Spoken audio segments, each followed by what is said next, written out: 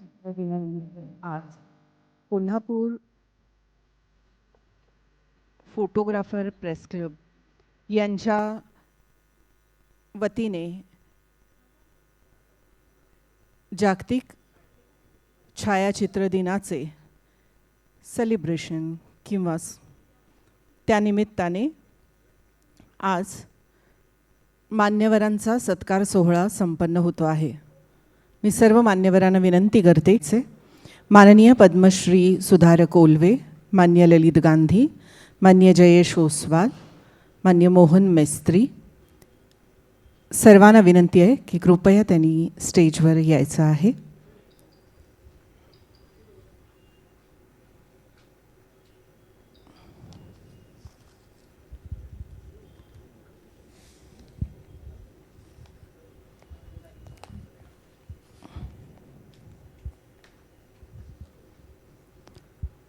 पुनश्च एकदा सर्वांचं सहर्ष स्वागत.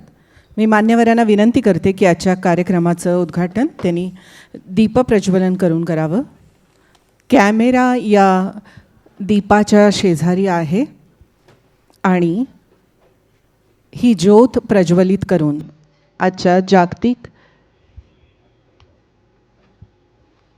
छायाचित्र दिनाचं कार्यक्रमाचं उद्घाटन करावं.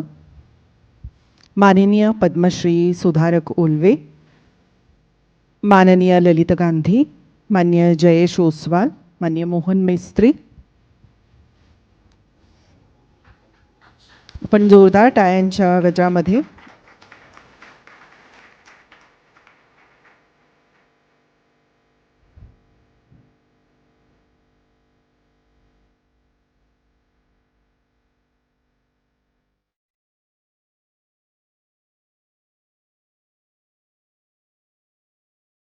कोल्हापुरातील पत्रकारांची मातृसंस्था असलेल्या प्रेस क्लब अंतर्गत कार्यरत असलेल्या कोल्हापूर प्रेस फोटोग्राफर क्लबच्या वतीने 19 ऑगस्ट हा जागतिक फोटोग्राफी दिन विविध उपक्रमांनी साजरा केला जातो आणि आज या दिनाचं औचित्य साधून कोल्हापुरातील दिवंगत ज्येष्ठ प्रेस फोटोग्राफर जॉनी ट्रेनर यांच्या स्मरणार्थ जॉनी ट्रेनर जीवन गौरव पुरस्कार आणि दिवंगत संजय देसाई यांच्या स्मरणार्थ एक छायाचित्रकाराला पुरस्कार देण्यात येणार आहे.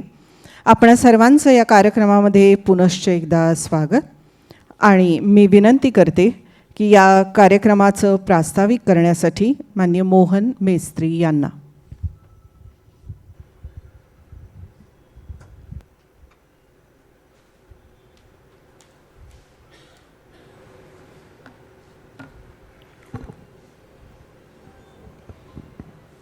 नमस्कार. कोल्हापुरातील समस्त प्रेस फोटोग्राफर आणि आमची मातृसंस्था असलेल्या प्रेस क्लबच्या वतीने प्रतिवर्षी आम्ही जागतिक फोटोग्राफी दिनाचा कार्यक्रम साजरा करतो. यावर्षी आपल्याला लाभलेले पाहुणे ओलवे सर यांचं मी प्रथम स्वागत करतो. खरं तर फोटोग्राफी दिन साजरा करताना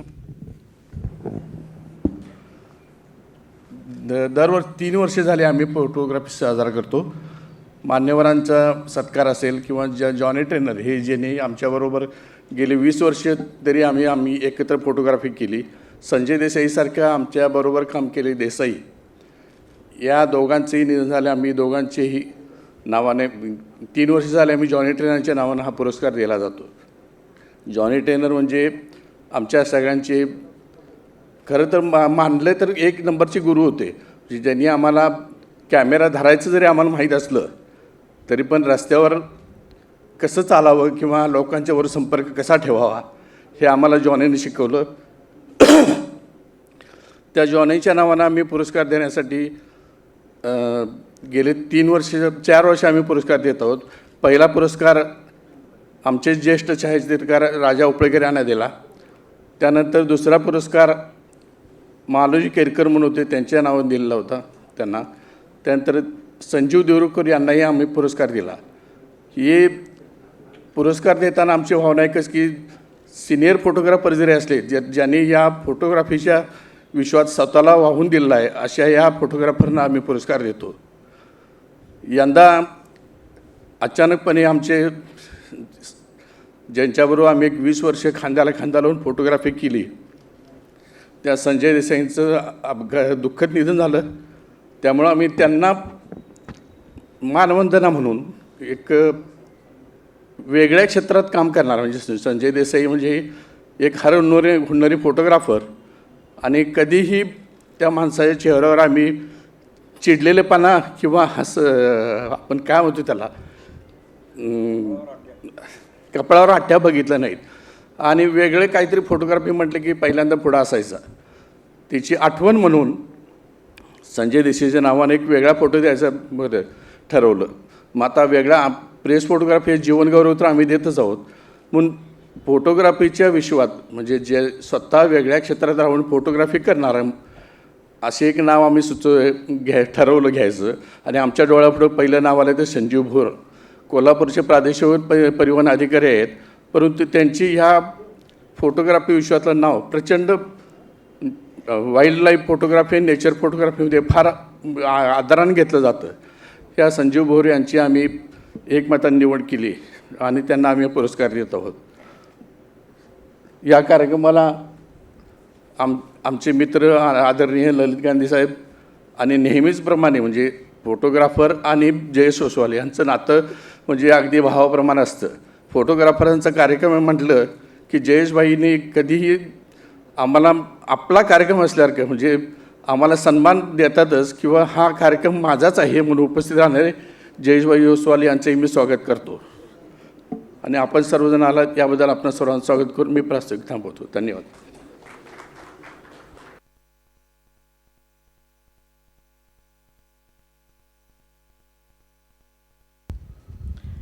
धन्यवाद.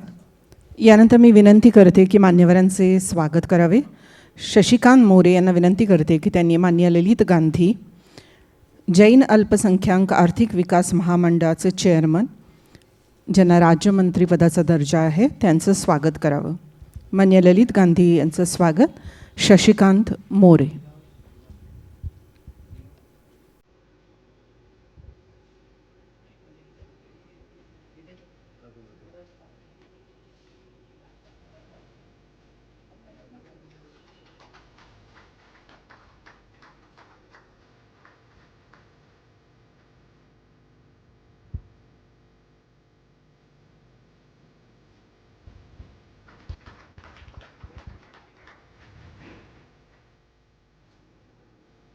धन्यवाद.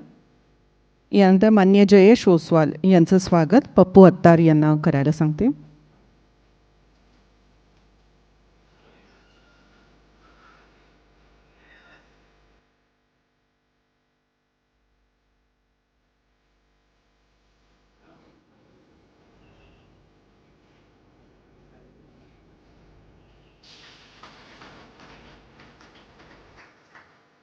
यानंतर आजच्या कार्यक्रमाचे प्रमुख पाहुणे मान्य पद्मश्री सुधारक ओलवे यांचं स्वागत करण्याची विनंती नसीर अत्तार, रियाज ट्रेनर आणि पांडुरंग पाटील यांना करते.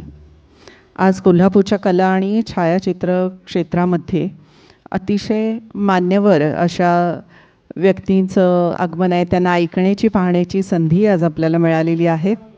त्यांचं स्वागत करतात नसीर अत्तार, रियाज ट्रेनर आणि पांडुरंग पाटील.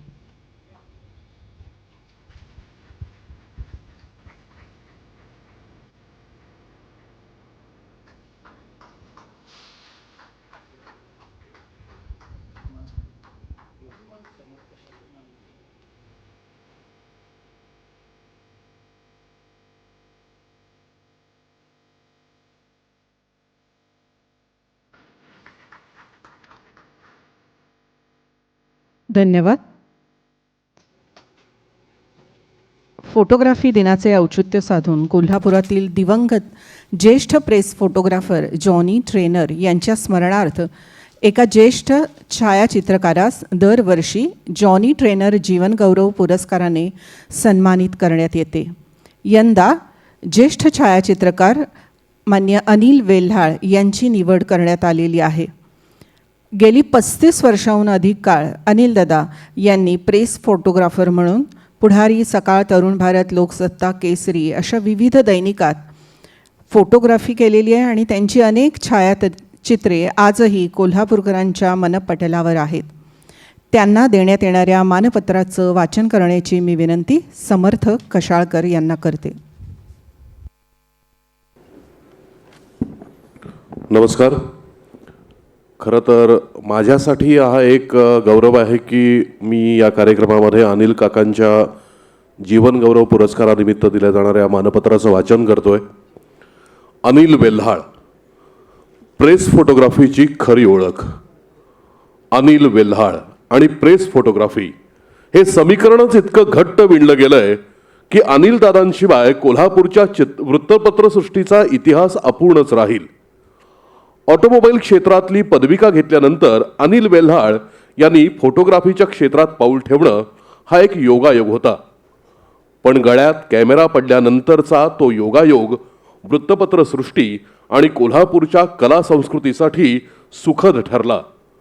पुढारी, सकाळ, तरुण भारत, लोकमत, केसरी आणि लोकसत्ता अशा अनेक दैनिकांमधून चाललेला हा प्रवास तब्बल 35 वर्ष अखंडितपणे चालू राहिला. निपाणीचा ऐतिहासिक तंबाखू आंदोलन असो किंवा जन आंदोलनाचा धुमस्ता काळ, नर्मदा बचाव आंदोलनाची धग असो किंवा स्थानिक लढे, अनिलदादांच्या कॅमेऱ्यानं टिपलेले प्रत्येक छायाचित्र इतिहासाचा जिवंत साक्षीदार ठरलं. म्हणूनच डाव्या आघाडीच्या कार्यकर्त्यांपासून ते सत्ताधारी राजकारण्यांपर्यंत आणि मेधा पाटकर यांच्यासारख्या राष्ट्रीय नेत्यांपर्यंत प्रत्येकाला अनिल दादा आपला माणूस वाटत आले. भारदार शरीरयष्टी, रोखठोक आणि स्पष्ट बोलणं यामुळं पत्रकार आणि प्रेस फोटोग्राफर बंधूंसाठी ते अनिल दादा बनले. गळ्यात कॅमेरा बॅग अडकवून अनिल दादा रस्त्यावरून निघाले की ट्रॅफिक पोलीस सुद्धा उद्याच्या अंकात आपला फोटो तर येणार नाही ना या विचारानं अस्वस्थ व्हायचे. ही आठवण अनेक निवृत्त पोलीस आजही आवर्जून सांगतात. त्यांच्या कॅमेऱ्याचा आणि व्यक्तिमत्वाचा एक वेगळाच दरारा होता. प्रेस फोटोग्राफर म्हणून अनिलदादांचा कॅमेरा जितका रोखठोक आणि कणखर होता तितकाच तो संगीत मैफिलींमध्ये कलाकारांच्या प्रतिमा टिपताना हळूवार व्हायचा. कलाकारांच्या रागदारीचं सौंदर्य, शास्त्रीय संगीताचा रियाज आणि कलावंतांचा लहरी स्वभाव यांचीही दादांना जाण होती. गायन आणि वादनाच्या अत्युच्च भावक्षणी कलाकाराचा तो आत्मिक क्षण अचूक टिपणं ही त्यांची खास शैली. संगीत मैफिलींमध्ये त्यांनी टिपलेली छायाचित्र आज जगभरातल्या मान्यवरांच्या खाजगी दालनांची शोभा वाढवत आहेत. म्हणूनच पंडित कुमार गंधर्वांसारखे संगीतसृष्टीतील जाणकारही डोळे किलकिले करून अनिल दादांच्या या कौशल्याला मनापासून दाद द्यायचे. मैफिलीच्या सुरुवातीला अनेक दिग्गज कलाकार कृपया कुणीही फोटो काढू नका अशी पूर्वसूचना द्यायचे. पण अनिल दादांच्या कॅमेऱ्याला मात्र कुणीही कधीही प्रतिबंध केला नाही. ही त्यांच्या कलेला मिळालेली मोठी पावती होती. कलाक्षेत्रातील संगीत, नृत्य, नाटक, चित्र आणि शिल्प अशा ललित कलांवर त्यांचं अथांग प्रेम तर आहेच, पण त्याही पलीकडं एक विविधांगी अभ्यासू व्यक्तिमत्व म्हणून अनिलदादा ओळखले जातात. आपल्या दुर्बिणीद्वारे आजूबाजूच्या मुलांना आणि विद्यार्थ्यांना खगोलशास्त्रीय घटना, ग्रह, तारे समजावून त्यांच्यामध्ये विज्ञानाची गोडी निर्माण करण्याचं कार्य ते सातत्यानं करतात. पर्यावरण तज्ज्ञ, वैद्यक तज्ज्ञ आणि वनस्पतीशास्त्र संशोधक आणि अभ्यासकांनाही अनिलदादांच्या छायाचित्रण कौशल्याची साथ मिळाली आहे. गुलजार यांच्यासारख्या प्रतिभावंत दिग्दर्शक आणि संवेदनशील कवीनं अनिलदादांच्या कलादृष्टीला, जीवनाला आणि त्यातील विखुरलेल्या क्षणांना शब्दात टिपण्याचा मी प्रयत्न केला. माझा कॅमेरा कुठंतरी आउटफोकस झाला, मला तुझ्या लेन्सेस दे ना अनिल अशा शब्दात साथ घातली होती. अशा अष्टपैलू व्यक्तिमत्वाचा सत्कार करणं म्हणजे आम्हा प्रेस फोटोग्राफर्ससाठी एका अर्थी गुरुदक्षिणा अर्पण करण्यासारखंच आहे. 19 ऑगस्ट 2026 जागतिक फोटोग्राफी दिनानिमित्त फोटोग्राफी क्षेत्रातील जागतिक कीर्तीचे दिग्गज पद्मश्री सुधारक ओलवे यांच्या शुभहस्ते अनिल दादांना ही गुरुदक्षिणा अर्पण करताना आम्हाला विशेष आनंद होत आहे. हे केवळ मानपत्र नसून आपल्याबद्दल असलेल्या आदर आणि प्रेमाची भावनिक अभिव्यक्ती आहे. धन्यवाद. आपला नम्र प्रेस फोटोग्राफर क्लब कोल्हापूर. धन्यवाद. धन्यवाद. नक्कीच कोल्हापुरातल्या प्रत्येकाजवळ कुठल्या ना कुठल्या वयात काढलेला अनिलदादांचा फोटो असणारच असणार, कारण त्यांचा वावर सर्व स्तरामध्ये आणि सर्व कला प्रकारांमध्ये असतो. आज जागतिक फोटोग्राफी दिनाचं औचित्य साधून कोल्हापूर प्रेस फोटोग्राफर क्लब यांच्या वतीने स्वर्गीय जॉनी ट्रेनर जीवन गौरव पुरस्कार प्रदान करण्यासाठी मी विनंती करते माननीय पद्मश्री सुधारक ओलवे यांच्या हस्ते, आणि माननीय अनिल वेल्हाळ दादा यांना विनंती करते की त्यांनी कृपया मंचावर यावं. माननीय अनिल वेल्हाळ यांच्यासोबत सर्व वेल्हाळ आणि पाटील परिवाराला विनंती आहे, आपण कृपया व्यासपीठावर यावं.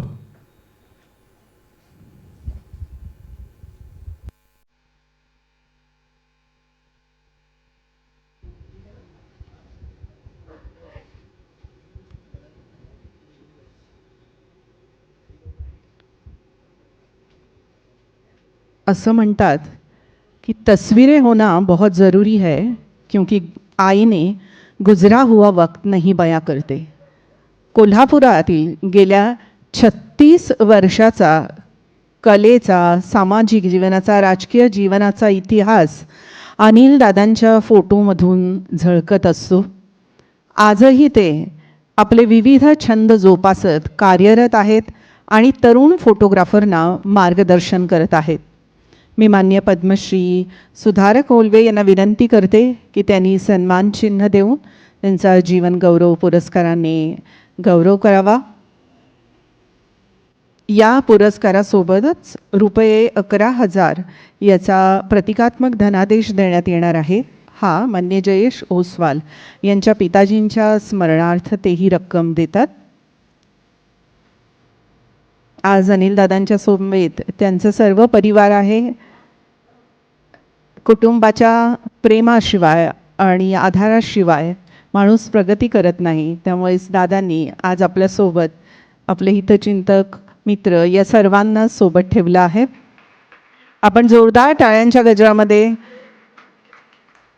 जॉनी ट्रेनर जीवन गौरव पुरस्कार प्रदान होताना या सुंदर क्षणाचे आपण साक्षीदार होऊया.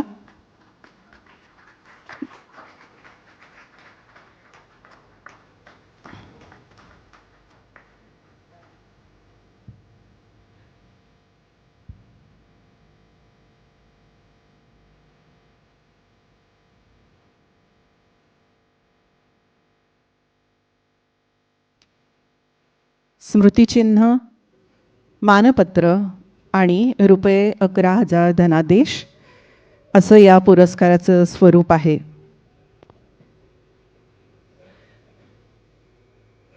पत्रकारितेच्या क्षेत्रात आणि फोटोग्राफीच्या क्षेत्रात ज्यांनी आपलं जीवन वाहिलं अशा जॉनी ट्रेनर यांच्या स्मरणार्थ हा पुरस्कार आज मान्य अनिल वेल्हाळ दादा यांना इथे प्रदान करण्यात आलेला आहे.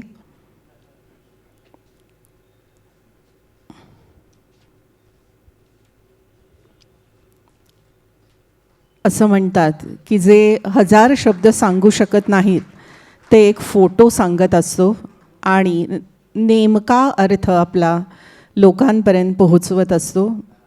गेली 35 वर्षाहून अधिक काळ विविध वृत्तपत्रांच्या माध्यमातून मान्य अनिल वेल्हाळ दादा यांनी हेच केलं आहे. पुनश्च एकदा जोरदार टाळ्या वाजवून आपण त्यांचा सन्मान करूया.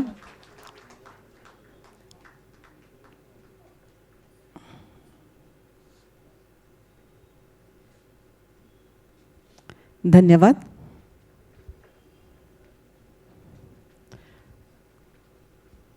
या वर्षीपासून आपण दिवंगत प्रेस फोटोग्राफर संजय देसाई यांचे स्मरणार्थ संजय देसाई स्मृती विशेष दृष्टी पुरस्कार सुरू केला आहे. व्यावसायिक फोटोग्राफर नसतानाही फोटोग्राफीमध्ये विशेष प्रावीण्य आणि नाव कमावणाऱ्या व्यक्तीला हा पुरस्कार यंदापासून देण्यात येणार आहे. आणि या वर्षीच्या पहिल्या पुरस्कारासाठी जिल्ह्याचे प्रादेशिक परिवहन अधिकारी संजीव भोर यांची निवड केलेली आहे. मी माननीय संजीव भोर यांना विनंती करते की त्यांनी सत्कार स्वीकारण्यासाठी कृपया मंचावर यायचं आहे. मान्य संजीव भोर यांच्या छायाचित्रांना 2010 आणि 2012 साली नॅशनल जिओग्राफी फोटोग्राफी कॉन्टेस्टमध्ये पुरस्कार मिळालेला आहे.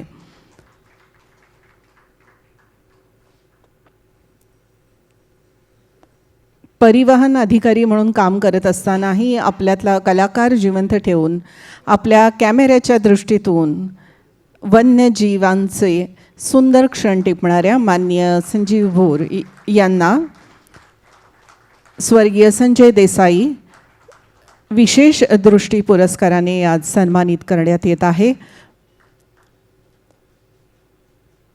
अभिनंदन.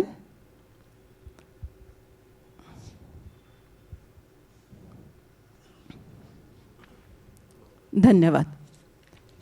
यानंतर आपण वळणार आहोत. आजचे दोन्ही सत्कार मूर्तींचं मनोगत ऐकण्यासाठी निश्चितच आपण उत्सुक असाल. यापैकी पहिल्यांदा जीवन गौरव पुरस्काराने सन्मानित करण्यात आलेले माननीय अनिल वेल्हाळदादा यांना मी विनंती करते की त्यांनी आपलं मनोगत व्यक्त करावं.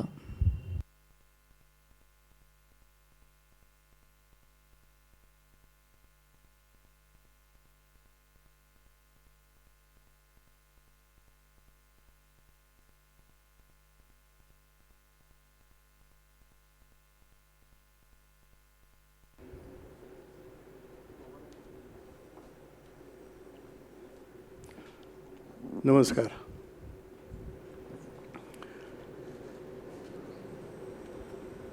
खरं म्हटलं स्टेजवर उभारून बोलायचं प्रॅक्टिस नाही. समोर उभारून फोटो काढायला सांगा, म्हणजे 10,000चा मॉब असू दे काढू शकतो, पण समोर उभं राहायचं म्हणजे जरासं अवघड वाटतं. तरी पण माझे गुरु, माझे आईवडील, माझी सगळे नातलग आणि माझे फोटोग्राफी क्षेत्रातले जे म्हणून माझे सगळे सहकारी आहेत, यांचा मी पूर्णपणे आभारी आहे. मी त्यांच्या ऋणात राहण्याची प्रयत्न करेन. मला आणखी 2 गोष्टीनं त्याचं हे होतं आहे की जॉनी ट्रेनर या माझ्या मित्राच्या नावानं मला पुरस्कार मिळतो आहे, ही माझी मोठी भाग्याची गोष्ट आहे. आणि दुसरी गोष्ट आहे, ओलवे सरांची ओळख माझी, मी त्यांचा फॉलोअर होतो पूर्वी, प्रेसच्या ह्याच्यातनं फॉलोअर होतो. या माणसांच्या समोर मी असं एक वेगळं आदर्श बघत होतो, वेगळा आउटपुट म्हणून. तर त्यांच्या हस्ते मला पुरस्कार मिळतो आहे, हे आणखी त्यातली एक मोठी गोष्ट आहे. स्टेजवर आणखी एक गोष्ट आहे. मी माझ्या प्रेक्षकाला कालामेजामध्ये माझा आणखी एक जवळचा मित्र होता, ललित गांधी. म्हणजे बऱ्याच वेळेला ललित गांधीच्या कोणत्याही कार्यक्रमामध्ये मी फोटोग्राफ असायचो. भरत ओसवाल पण, म्हणजे त्यांचं कोणते कार्यक्रम, अरे अनिल आहे ना, मग प्रश्न मिटला. म्हणजे ही जी विश्वासार्हता होती आणि हे जे मैत्रीचं नातं होतं ते खूप वेगळं होतं. जॉनी ट्रेनरची ओळख माझी 80 सालची आहे, 80च्या नाही आधी 78ची. Basically I am not a photographer, मी इंजिनियर आहे आणि मी तुळशी डॅमला सर्व्हिसला होतो. तेव्हा गेवा बॉक्स कॅमेरा आमच्या घरी होता आणि त्या बॉक्सच्या कॅमेऱ्यातले साईटवरचे 8 ब्लॉकचे रोज निगेटिव्ह फोटो काढायचे आणि दर रविवारी सकाळी जॉनीच्या घरी दारात त्यांच्या आईच्या हस्ते एक कपभर चहा आणि जॉनीबरोबरचं बोलणं, त्याच्यावर रोल डेव्हलप करणं. सुरुवातीच्या काळात म्हणजे जे फोटोग्राफर पूर्वी करत होतं तसंच आम्ही जाऊन बसवतो, पण नंतर माझं सातत्य वाढलं तसं जॉनीने मला डार्करूममध्ये यायची परवानगी दिली. मग रोल डेव्हलप करणं, सेम साईज प्रिंट आणि contact print, same size print करायचे, ते कशा काढायचे ते एक शिकवलं आणि दरवर्षी करायचं. आणि मग त्याची मोठी एनलार्जमेंट करायची झाली तर जॉनीने मला आणखी एका माणसाचं नाव सुचवलं, Shafi Mulla. He was working in Nanasaheb पाटलां सर्व्हिस होते त्यांच्याकडे ते फोटो द्यायचे, ते मला मोठे एनलाज करून द्यायचे. आणि एक 2-3 वर्ष ही गोष्ट झाली. आणि नंतर ज्यावेळेला एक अडचण झाली तर एक असा विषय झाला, जॉनीनेही सुचवलं, अहो तो शफी वेगळा आहे, जरा तुम्ही जे इन्व्हेस्टमेंट करून जर स्टुडिओ काढतो तर काढा. म्हणजे कशाला पाहिजे. म्हणून मी 1980ला जॉनी ट्रेनर शफी मुल्लाबरोबर मी माझा स्टुडिओ चालू केला. 2 वर्ष त्याने केले आणि 1981ला मी परत माझा वैयक्तिक चालू झालो. 81 नंतर माझं जे प्रेस लाईनमध्ये माझं पदार्पण झालं त्याचं कारण म्हणजे नानासाहेब पाटील हे सत्यवतीची फोटोग्राफी करायचे आहे आणि शफी मुल्ला त्यांची फोटोग्राफी त्यांच्यासाठी जायचा, म्हणून मी पण त्यांच्यासाठी गेलो. माझी सुरुवातीची फोटोग्राफी जी झाली ती सत्यवतीतून सुरुवात झाली. बाळासाहेब पाटलांच्याकडे सत्यवतीकर बाळासाहेब पाटील यांच्याकडून. आणि बाळासाहेब पाटलांचं एक वैशिष्ट्य होतं, एखाद्या माणसाला किती कसं प्रमोट करायचं ते बाळासाहेबांनी करायचं. त्यांनी एक सत्यवादी गिल्ड नावाची एक संस्था स्थापन केली, त्यामध्ये असे नवोदित माणसं बोलवून त्यांच्याची प्रेरणा देऊन त्यांना मोठं केलं होतं, हे मी साक्षीदार आहे. आणि मोठ्या कार्यक्रमात त्याने पटकन उठून मला हाक मारायचे, बघ हा माझा एक नवीन फोटोग्राफर आहे, हा फोटो काढतोय असं म्हणायचं. ती एक मोठी प्रेरणा होती. 81ला सकाळ नवीन आला, त्यात फोटोग्राफी चालू झाली. यावेळेला कोल्हापुरात बरीच मोठी माणसं फोटोग्राफीची नावाजलेली होती. त्यातले माझे गुरुजी शेखरवाली, माझे आणखी एक गुरुजी आहेत की जे वेगळेपण गेले, डॉक्टर मोहन कानिटकर पुण्याचे, आणि मग बाकी सगळे. आणि ज्यावेळेला स्टुडिओ चालू केला त्यावेळेला आणखी एका दिग्गज माणसाची मी सहवासात गेलो, ते प्रभापंत चौगुले, सेंट्रल फोटो स्टुडिओचे मालक. He is a best photographer. आणि मी अशा सानिध्यात डार्करूमचं काम शिकलो की शफी मुल्लामुळं आणि जॉनी ट्रेनरमुळे. ही हनहुनी माणसं होती. म्हणजे जॉनीच्याकडे एखादा निगेटिव्ह फोटो दिला आणि त्याला प्रिंट काढायला सांगितले तर कुठलं पण केमिकल नसेल, कुठलाही पेपर असेल आणि निगेटिव्ह कुठले असेल तर Johnny make the good print. आणि हे जॉनीकडनं मी त्यावेळेला शिकलो होतो. फील्डमध्ये जाताना जॉनी एक ज्यावेळेला वर्तमानपत्रात जायचा तर ईर्ष्या असायची, स्पर्धा असायची. आणि स्पर्धेमध्ये मोठा माणूस म्हणजे इकडं दोस्त, तो गुरु आणि सगळं जाण्या स्पर्धक समोर. मी इकडे म्हणजे फोटो काढताना मी तू, पण फोटो काढून झाले, कसं काढलायच रे, ह्याचं काढलायचं, बरं ठीक आहे म्हटलं, ओके. मी जे त्याचे एक ॲडिशनल मिळत होतं, एक त्याचा एक मोठेपणा होता. जॉनीचा काळ बरोबर एक नाही म्हटलं तर मी एक 10-15 वर्ष तरी प्रेस लाईनमध्ये काम केलं. पुढारीत होतं जॉनी, जेव्हा पुढारीत तेव्हा मी तेव्हा केसरीण आणि सकाळला काम करत होतो, बाहेरच्या प्रेसला गेलो. मग फ्रीलन्सिंग मी काम करत चालू केलं. स्टुडिओ होता, स्टुडिओ चालू करून भाऊ आणि मी चालू केलं होतं. पण ह्या कालावधीत केल्यानंतर जो काही पुरस्कार मिळाले वेगळे, त्यातले एक म्हणजे 3 मोठे पुरस्कार मिळाले. एक कलांजली पुरस्कार मिळाला आणि कला महर्षी बाबूराव पेंटरांचा एक कलापू सेवा पुरस्कार मिळाला. त्यानंतर हा जॉनी टर्नरच्या नावाचा जीवन गौरव पुरस्कार. हा मला खूप आदराचा आहे. आणि या सगळ्यांच्या याच्यामध्ये आणि फोटोग्राफीसाठी मी जेवढं काही करता येईल तेवढं करेन. माझ्याकडनं जे काही कोणाला काही शिकता येईल त्याला शिकवतो आहे. आता मी जरा पक्ष्यांच्या फोटोवर अभ्यास करतो आहे, पण आता वय काउंट केलं तर मन मोठं आहे, मन फ्रेश आहे, पण वयाचं गणित घातलं की जरासं आकसते आता ते. त्यामुळं चालू आहे. त्यातनं आणखी एक मला आनंद वाटलं की बोरसाहेबांसारखा माणूस एक वेगळा, म्हणजे आजपासून त्यांच्याशी वेगळी मैत्री होईल की एक वेगळा अनुभव त्यांच्याकडनं मला मिळेल. Is a best wild life photography. असं का मग अशी फोटो बघत होतो. वर्तमानपत्रामध्ये काढत असताना ओले सर हे माझे पाठीमागचे, म्हणजे कसं एकलव्यासारखं म्हणायला काही हरकत नाही, पण त्यांचे काही जुने फोटो, पेपरमधले फोटो हे बघून जेव्हा हे वेगळं काहीतरी आहे, आउट ऑफ द वे आहे. आणि हे वेगळं लोकांना कसं दाखवायचं याच्यासाठी मी खूप प्रयत्न केले. मग त्यासाठी लोकांना सगळ्याच गोष्ट ह्यात करत असताना सगळ्या क्षेत्राचा मला एक अनुभव लागली. माझ्या सानिध्यात जी खूप खूप मोठी माणसं आलीत की इतकी मोठी माणसं आली की म्हणजे ती त्यांच्या फील्डमध्ये दिग्गज आहेत. या माणसांसमोर त्यांच्यासमोर मी फोटोग्राफी करायला लागलो. त्यामुळं वनस्पतीशास्त्रामध्ये ते बाचुलकर सर असतील, मेडिकल सायन्समध्ये डॉक्टर रोहित व्यास यांचे मेंदूंचे फोटो, दाताचे फोटो, वज्रमृष्टीच्याकडे दातांचे फोटो काढायचे, वेगळं काहीतरी करायचं. मग मी या सगळ्या लोकांचा अभ्यास केला ना, काय हवं आहे, अमुक हवं आहे, ठीक आहे. मग त्याचा अभ्यास करून त्यांच्यासाठी काय करायचं हे फोटो काढत होतो.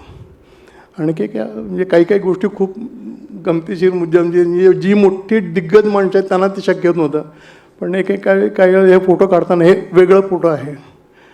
त्यामुळे मला या गोष्टीचा अभिमान आहे आणि माझ्या या फोटोग्राफीचा मला खूप अभिमान आहे. कारण मी खूप मोठ्या लोकांच्या सानिध्यात गेलो. लोक मला नावानं ओळखत होते. ह्याच्यात मला धन्यता वाटते आणि मी असाच लोकांच्या ऋणात राहण्याची मी इच्छा व्यक्त करतो आणि थांबतो. धन्यवाद दादा. तुमचा चिरतरुण कॅमेरा आणि तुमचे कालातीत फोटो सारंच काही अवर्णनीय आणि अप्रतिम. आपणाला दीर्घायुष्य आणि आरोग्य लाभो हीच परमेश्वरचरणी प्रार्थना. यानंतर सत्काराला उत्तर देण्यासाठी मी विनंती करते माननीय संजीव भोर यांना.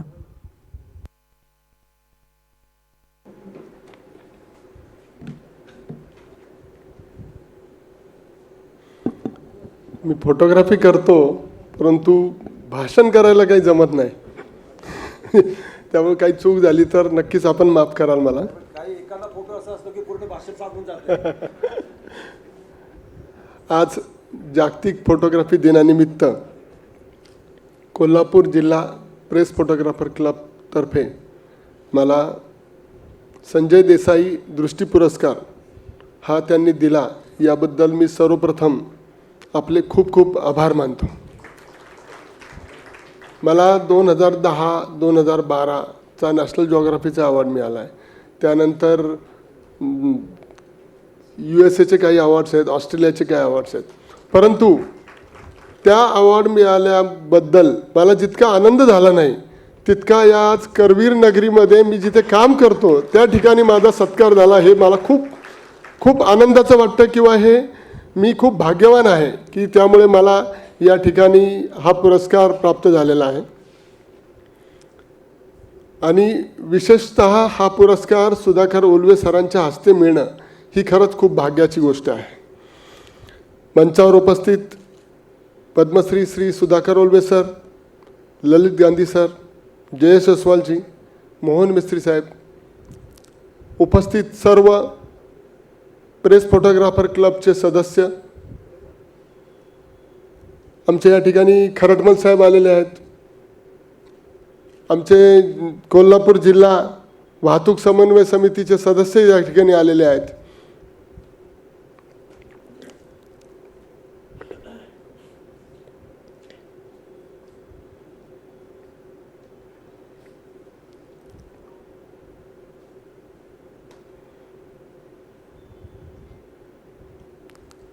माझ्यासाठी छायाचित्र जे आहे ते छायाचित्रण हा केवळ छंद नाही आहे.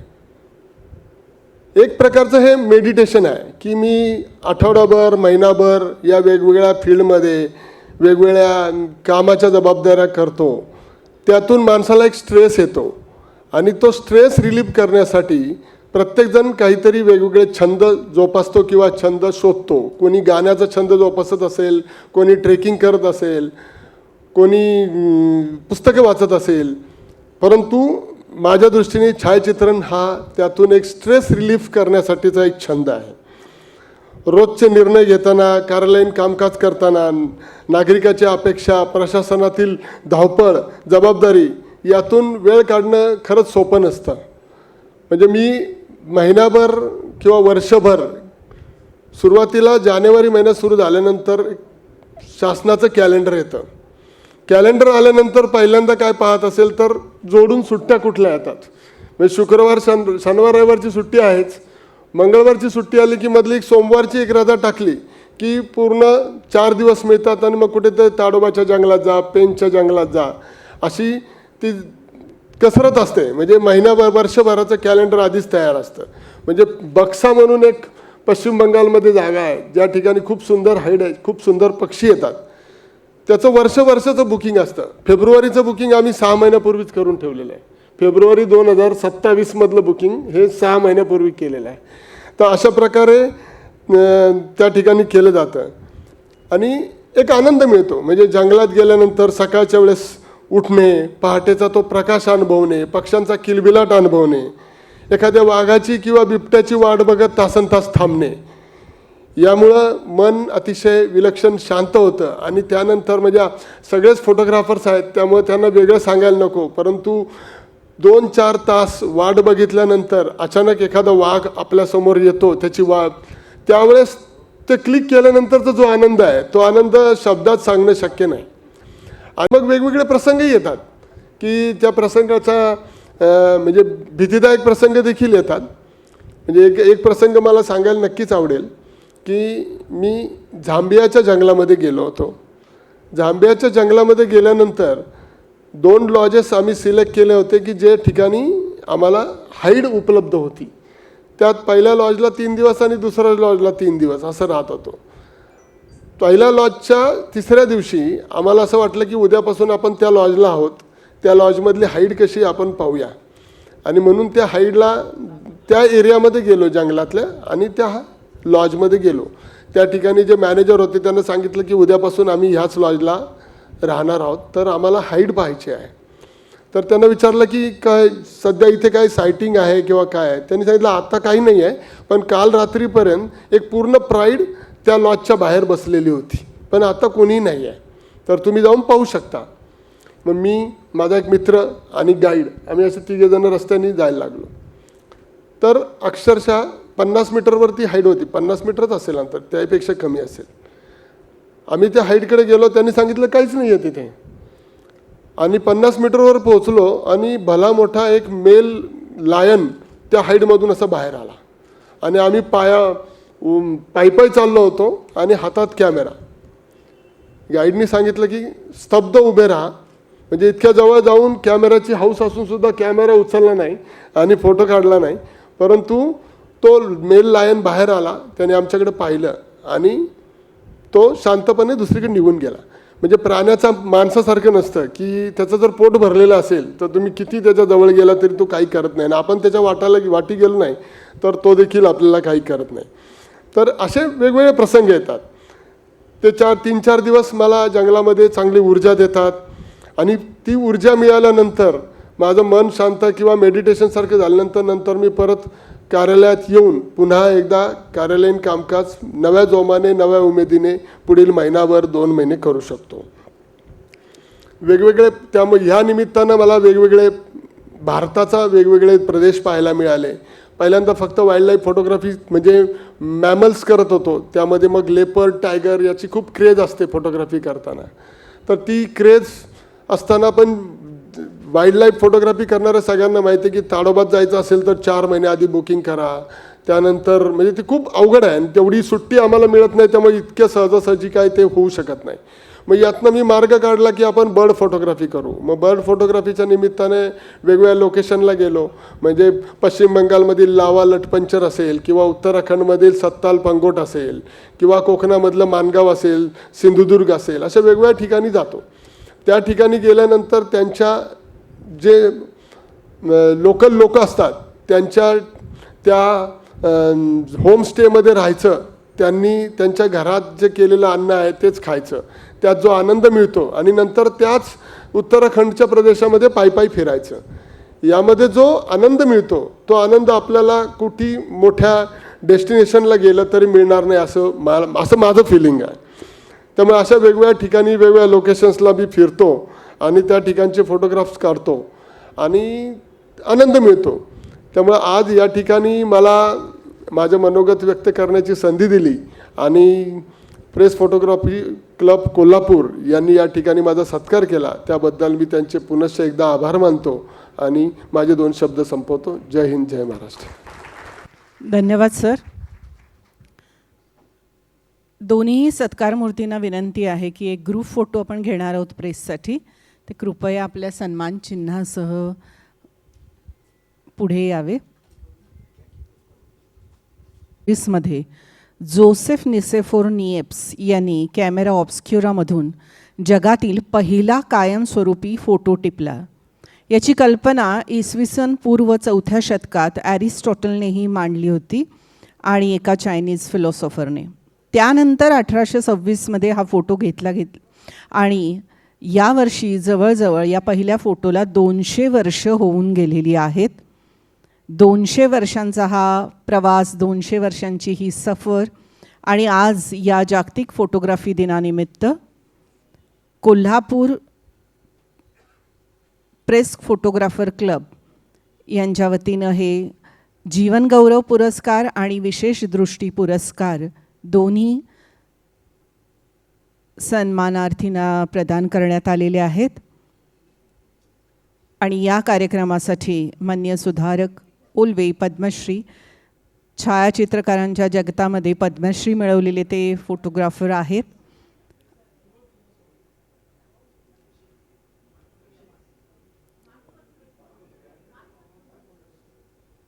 उद्याच्या प्रेस रिलीजसाठी किंवा फोटोसाठी हा गौरव मूर्तींचा एकत्रित आपण फोटो घेत आहोत.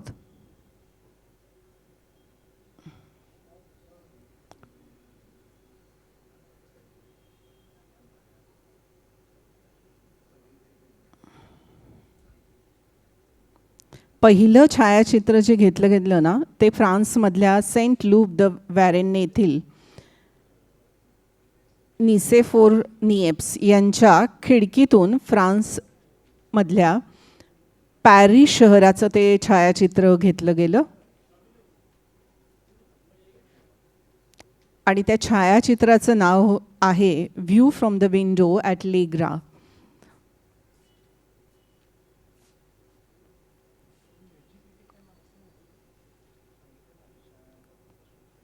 कोल्हापूर प्रेस फोटोग्राफर क्लबचे पदाधिकारी आणि आजचे सर्व सन्माननीय अतिथी आणि गौरवमूर्ती यांचा एकत्रित ग्रुप फोटो आपण घेत आहोत.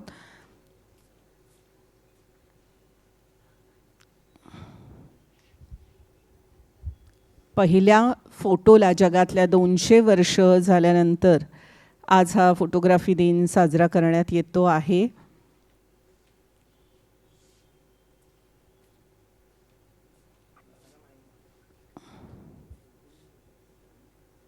धन्यवाद.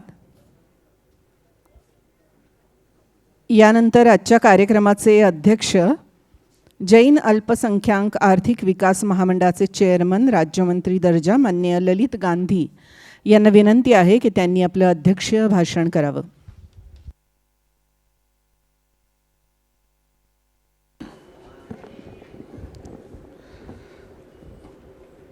कोल्हापूर प्रेस फोटोग्राफर्स असोसिएशनच्या वतीनं आयोजित जागतिक छायाचित्रण दिवसानिमित्त पुरस्कार आणि सन्मान सोहळ्याच्या कार्यक्रमाला उपस्थित असलेले प्रमुख पाहुणे,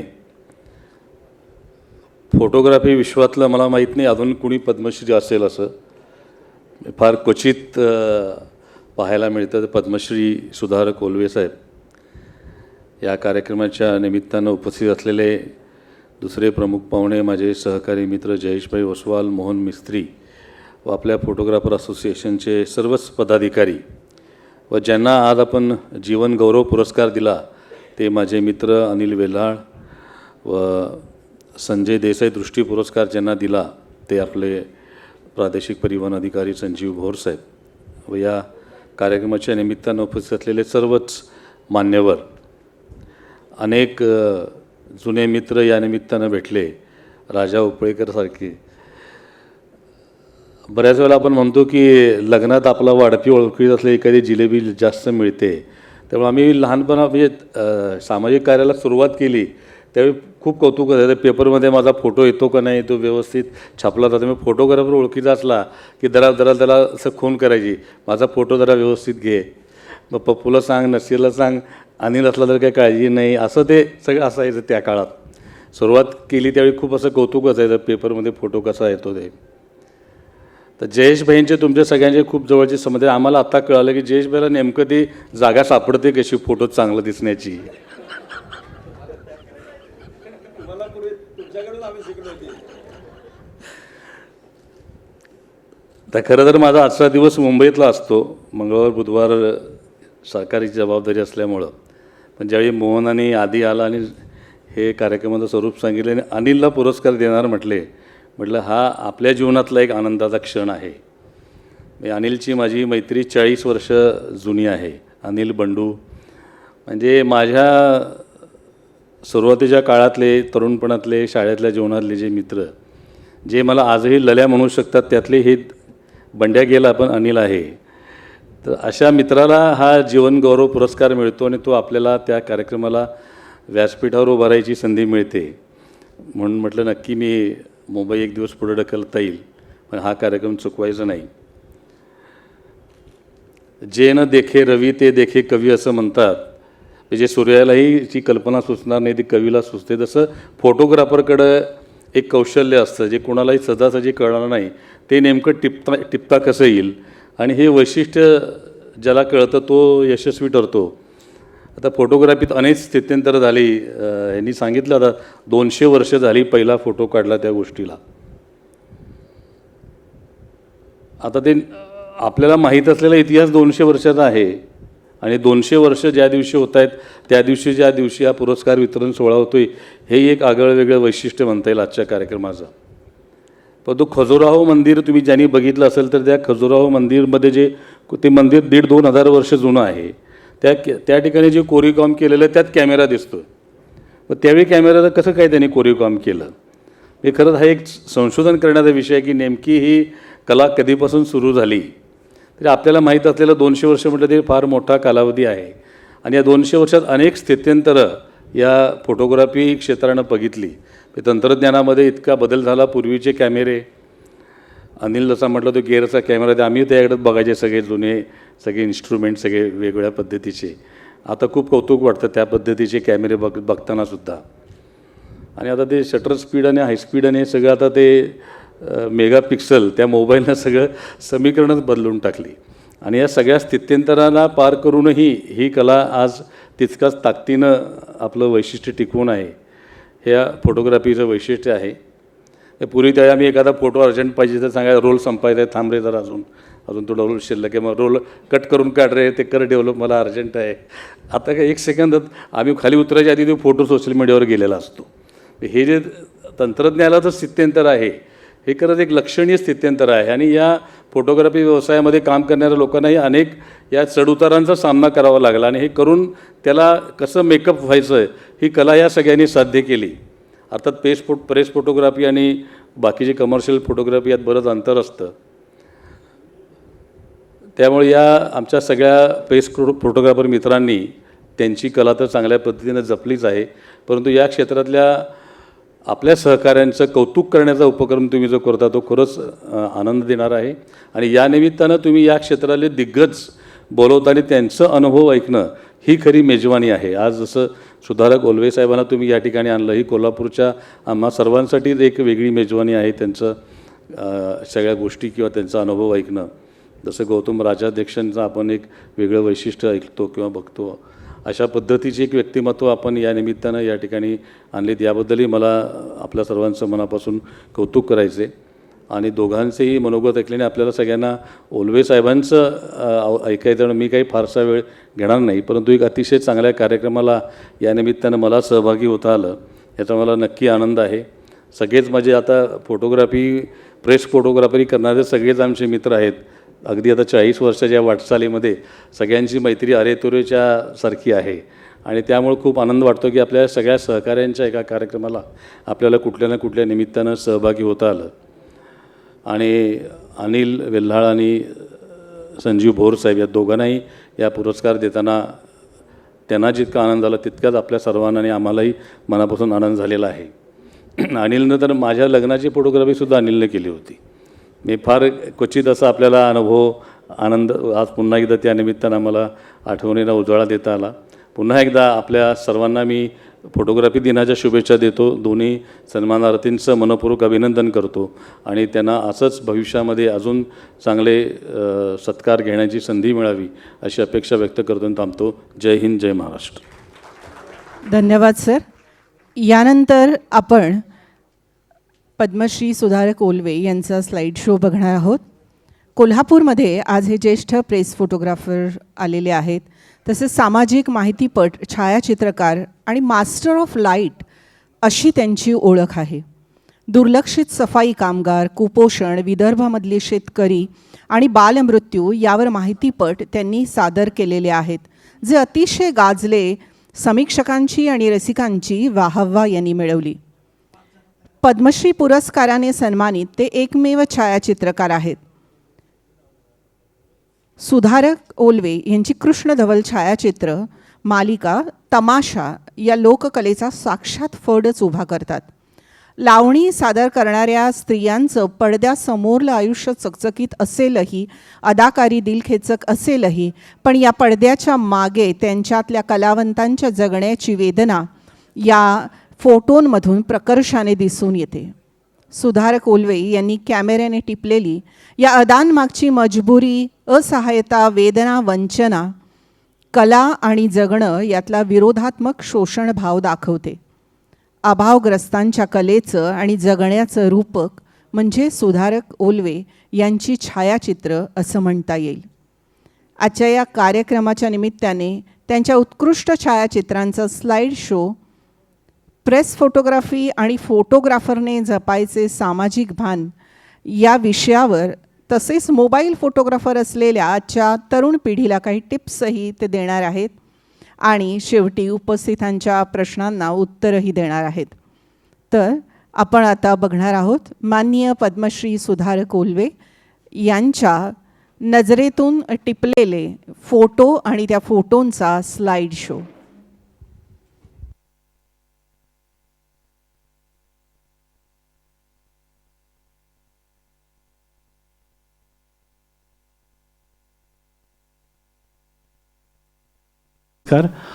मला कोल्हापूर प्रेस फोटोग्राफर असोसिएशन मला बोलवल्याबद्दल फार धन्यवाद. आणि दुसरं महत्त्वाचं म्हणजे अनिल सर, तुमचा अनुभव जास्त आहे आणि तुमची दृष्टी खरंच वेगळी होती आणि तुम्ही कोल्हापूरचा दस्तावेज तुमच्याकडे आहे गेल्या 40 वर्षाचा.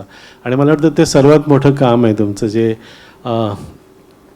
इतिहासात जमा होईल ते. आणि ते जेवढे तुम्ही ते नर्मदा बचाव आंदोलन किंवा जेवढी आंदोलनं केली, जेवढी फोटोग्राफ्स केलीत, ती सगळं एक हिस्टॉरिकल एव्हिडन्स डॉक्युमेंट आपण त्याला म्हणतो. आणि ते म्हणजे फोटोग्राफरला एवढं काम करावं लागतं ना, म्हणजे सकाळी उठतो, रात्री 1 वाजता येतो, परत 5 वाजता जातो, चालतो 4-5 किलोमीटर. म्हणजे ते फक्त फोटोग्राफ नसतात, तो त्याच्यात जीव ओततो त्या फोटोग्राफमध्ये आणि तो मग समाजासमोर ते फोटो आणतं. त्यामुळे तुम्ही जो पण तुमचं काम आहे, मला फक्त पुरस्कार आहे पण तुमच्या कामाला माझं अभिवादन की तुम्ही, आणि माझ्या हस्ते झालं तर मला वाटतं की तो माझा सन्मान आहे की मी कोल्हापूरमध्ये शाहू महाराजांच्या नगरीत येऊन त्या पावनभूमीमधनं मी तुमचा सत्कार केला. आणि भोरसाहेब, तुमचं अभिनंदन. म्हणजे तुम्ही अशा वृक्ष डिपार्टमेंटमध्ये काम करता जिथे तुम्हाला खरंच म्हणजे तुमच्यासारखे मला वाटतं की बहुतेक ऑफिसर असावेत. तुमची जी दूरदृष्टी आहे बघण्याची आणि सुंदरता बघण्याची, ती तुमच्या डिपार्टमेंटमध्ये दररोज यावं, तुमच्यासारखी ती दररोज दिसली पाहिजे. म्हणजे तुम्ही ज्यावेळेस सावज टिपता, तुम्ही जंगलात जाऊन आणि तुमचे अधिकारी सावज टिपतात, त्याच्यामध्ये तो फरक झाला पाहिजे, ती सुंदरता त्याच्यात आली पाहिजे जी तुमच्या नजरेत आहे. आणि त्याच वेळेस बदल निश्चित आहे. असं एक अधिकारी जरी येऊन त्याने जर जी सुंदरता जीवनात आणायचा प्रयत्न केला तर किती बदल घडू शकतं. म्हणजे तुमचे फक्त चित्र नाहीत तर ते एक त्या पूर्ण डिपार्टमेंट किंवा आमच्यासाठी ती ब्युटी तुम्ही जी बघता, जी दृष्टी ती आहे. आणि मला ते वाटले की मी जास्त प्राण्यांचे फोटो काढत नाही, मी जास्त माणसांचे फोटो काढतो आणि सर्वात जास्त माणसांच्याच माझ्या कथा असतात, फोटोग्राफ असतात. मी काय झालं की मागे मी कोल्हापूरला आलो होतो, तर मी माझं पहिलं काम दाखवलं होतं, म्हणून मी नवीन काम घेऊन आलो फोटोग्राफरसाठी. जुनं काम सगळ्यांनी बघितलेलं असतं, सफाई कामगारांचं बघितलं आहे किंवा कमाटेपुरातले जे वेश्याव्यवसाय त्यांचं काम बघितलेलं आहे किंवा मी जे फोटो जर्नलिझमचं काम केलेलं आहे ते सगळ्यांनी बघितलेलं आहे. तर मी फक्त की मी कम्युनिटी कशा बघतो आणि मी कम्युनिटीचं कसं फोटोग्राफ करतो ते दाखवायचा मी प्रयत्न करतो. तर पहिली कम्युनिटी आहे पारधी. आपल्या सगळ्यांना माहिती पारधी कम्युनिटी काय आहे. तर मी गेल्या 15-16 वर्षापासून त्यांचं डॉक्युमेंटेशन करतो, त्यांच्या घरी जातो, त्यांच्याकडे रात्र राहतो. आणि म्हणजे मी एकदा बस स्टँडवर उभा होतो पारधी कुटुंबाबरोबर आणि तेवढ्यात एक माणूस आला आणि सांगतो की तुम्ही यांच्या उभं नका राहू, हा तुमच्या बॅग बिगे चोर बीर सगळं चोरी करून टाकेल. म्हटलं तुला काय करायचं, तो माझं घेऊन जाईल ना, मला त्याच्याबरोबर राहायचं आहे, बसायचं आहे, जेवायचं, हा माझा प्रश्न आहे. नाही ना म्हणतो तुमचं सगळं घेऊन जातील, तुम्हाला माहीत पण पडणार नाही. तर ती जी दृष्टी आहे ना, ती दृष्टी आपण ज्या समाजाकडे बघतो, जो दुर्लक्षित समाज आहे, त्याच्यामध्ये पारधी हा सर्वात जास्त असा समाज आहे ज्याच्याकडे त्याला गावात येऊ देत नाहीत, रेशन कार्डमध्ये नाव येऊ देत नाहीत सर, आणि घरं तोडतात, म्हणजे काय काय. तर मी जस्ट तस्वीर फोटोग्राफ दाखवतो आणि मग एक अशा भरपूर स्टोरीज आहेत ज्या मला वाटतं यंग फोटोग्राफर भरपूर आहेत, तर त्यांच्यासाठी हे प्रेझेंटेशन आहे. येस येस त्यांचं म्हणजे त्यांच्या पाड्यावर जाऊन राहणं, सकाळी पहाटे उठतात आणि राहणं. Go next. घरं नसतं, म्हणजे प्रचंड काहीच नसतं, काहीतरी तोड फोडलेलं असतं किंवा गावातल्या काही लोकांनी येऊन त्यांना बाजूला राहू देत नाहीत, त्यांच्या शेतावर पण राहू देत नाही आणि घराच्या बाजूला पारधी हा नकोच आहे. प्लास्टिकचं हे असतं, बाहेर सगळं धुणं आणं, पाणी आणायला पाणी पण देत नाही. आपला गावातला जो वर्ग आहे तो पाणी पण द्यायला तयार नसतो. आणि बाळंतण पण, घर सगळं, लग्न, आणि त्यांच्या स्वतःच्या पण एक फार अंधश्रद्धा आहेत त्या वर्षानुवर्ष.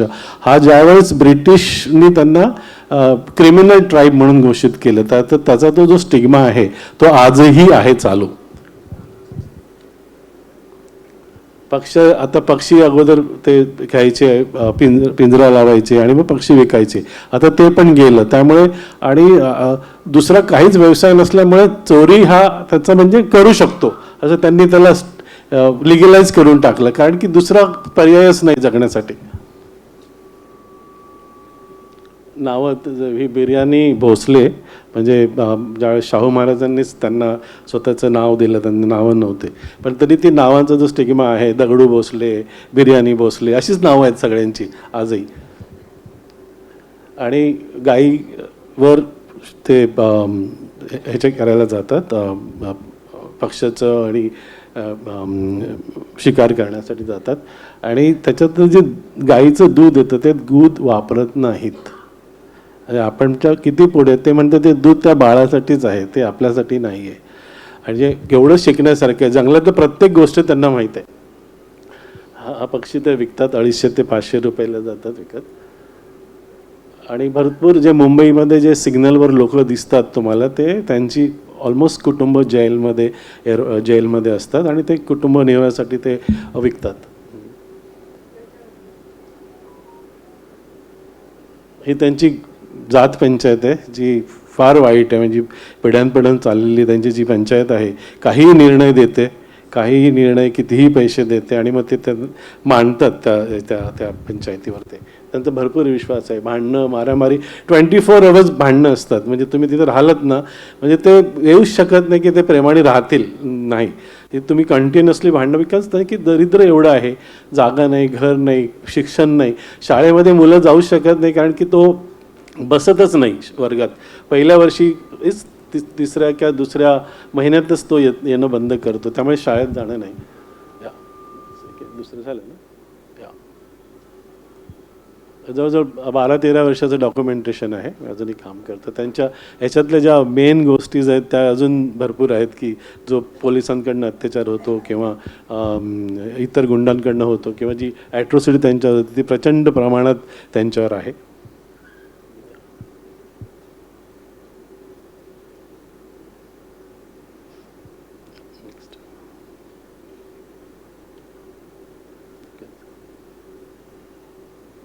म्हणजे उघड्यावरच दिसतील तुम्हाला सगळं सगळं उघड्यावर.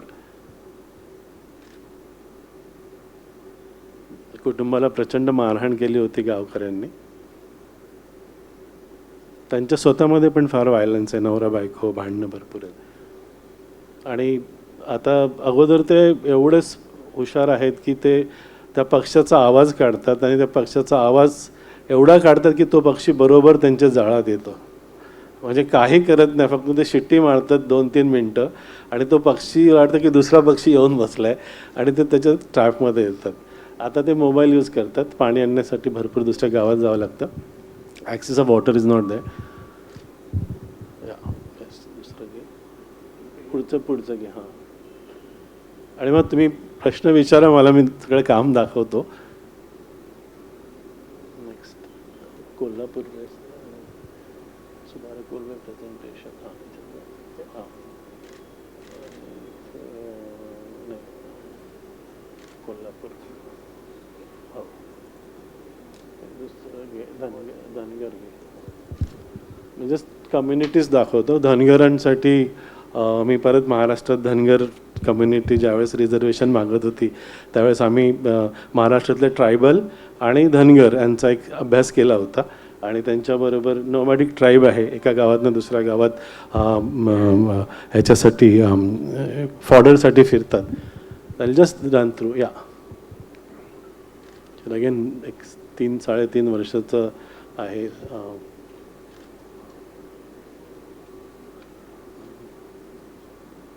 हळूहळू. हां हां.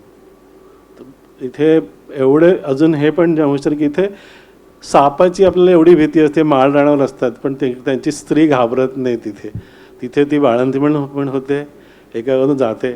एवढा अभ्यास असतो त्या जागेचा त्यांना, तिकडच्या पालापाचोळ्याचा, औषधीचा. आणि एका गावातनं दुसऱ्या गावात ते सातत्याने फिरत असतात. ते यंग लवकर लग्न करतात कारण की त्या व्यवसायासाठी माणसं पाहिजेत, 4-5 जण मदत पाहिजे. एका किंवा 2मुळे होत नाही. तर मग लवकर जो मुलगा असेल त्याचं लग्न करायचं म्हणजे मग 4 माणसं होतात, मग 5वा माणूस जुळतो, मग 2 जण शेळीत चरायला जातात, एक माळरानावर राहतं. मग एक इकॉनॉमी आहे पूर्ण सिस्टम.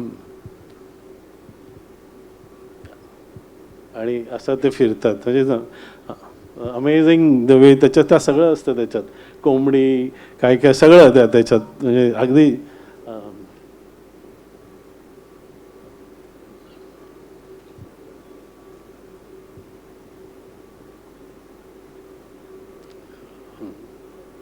म्हणजे पहाटे थंडी एवढी असते आणि असं तिथे रात्रभर जागतात. आणि त्यांचा कुत्रा जो असतो तो फार इमानदार असतो, त्याला दिवसभर जेवण देत नाहीत.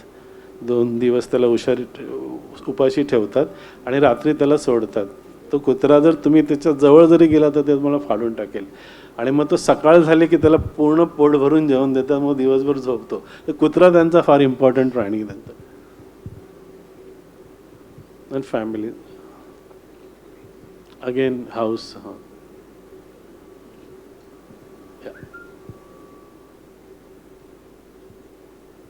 हळूहळू जाते. हां हां.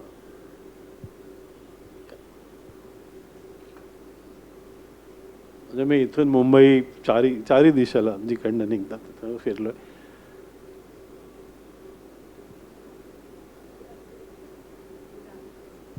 त्यांचं सगळं जीवन आहे. एवढा सुंदर चहा होता बकरीच्या दुधाचा, तो पण तुम्हाला मिळतो. तुम्ही रात्री झोपता त्यांच्यासोबतच. आजचा जस्ट लग्न झालेलं.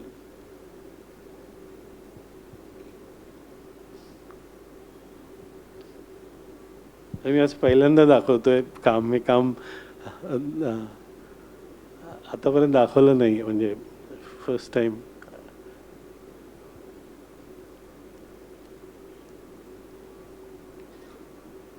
धनगर म्हणजे धनाचं आगर ते सोबत घेऊन जातात. त्यावेळी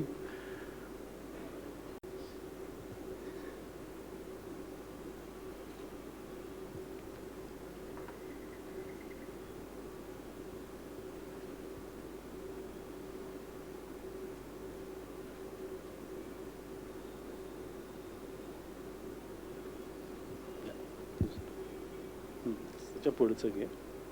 आणि ज्या कम्युनिटीज मी जास्त करून फोटोग्राफ करतो, ज्या कम्युनिटी पूर्ण देशात त्यांचा एक व्यवसाय आहे, ती दलित कम्युनिटी. त्याच्यामध्ये डोम आहेत, वाल्मिकी आहेत. डोमचा जो पारंपरिक व्यवसाय जो आहे तो प्रेताची विल्हेवाट लावणं. तुम्ही ज्यावेळेस बनारसला जाता, हरिश्चंद्र घाटावर जी माणसे काम करतात ते ती डोम आहे, ती डोम कम्युनिटी आहे. म्हणजे त्यांचा तिथे स्पर्श चालतो, तिथे जर स्पर्श केला तर तो जी बॉडी आहे जी आणलेली आहे ती स्वर्गात जाते. पण बाकीचं जे जीवन आहे ते एकदम म्हणजे व्यथा एवढं आणि दुःख एवढं आहे की त्यांची सावलीसुद्धा चालत नाही, असा हा समाज आहे. आणि एवढं इम्पॉर्टंट काम करतं पण त्याला त्याचं रिस्पेक्ट किंवा डिग्निटी काहीच नाही आहे. तर हे बनारसचं चित्र आहे. बनारसमध्ये सगळ्या पूर्ण देशातनं बॉडीज तिथे येतात आणि तिथे त्याची गंगाच्या नदीत सोडतात किंवा जाळतात. आणि हा डोम आहे जो म्हणजे मी हे 2 वर्षापूर्वी काढलेले फोटोग्राफ आहेत, पण असं वाटतं की असं वर्षानुवर्षाचे फोटोग्राफ आहेत, कारण की तिथल्या तिथेच आहेत ना. घर आहे, त्यांचा व्यवसाय हेच आहे की गटारातलं साफ करणं, झाडू काम करणं किंवा मेनेला जानवर उचलणं, हाच व्यवसाय आहे. आणि तर दुसरा व्यवसाय करायला गेलं त्याला तो व्यवसाय मिळतच नाही, कारण की नाव माहीत असतं की हा डोम आहे. त्याला तिथे अजूनही परिस्थिती तशीच आहे की त्यांची घरं आहेत. हे बिहारमधलं आहे. मी बिहारमध्ये ज्यावेळेस डोम कम्युनिटी मध्ये डॉक्युमेंटेशन करायला गेलो, म्हणजे घरात पैसे नाही, कारण की जो पगार येतो तो दारूत जातो जास्त, आणि दारू पिल्यामुळे मग ते घरात काहीच राहत नाही आणि तेवढा पैसाच मिळत नाही की जो जाऊन तो शाळेत जाईल किंवा स्वतःचं जीवनमान सुधारेल किंवा घरात काहीतरी राहील.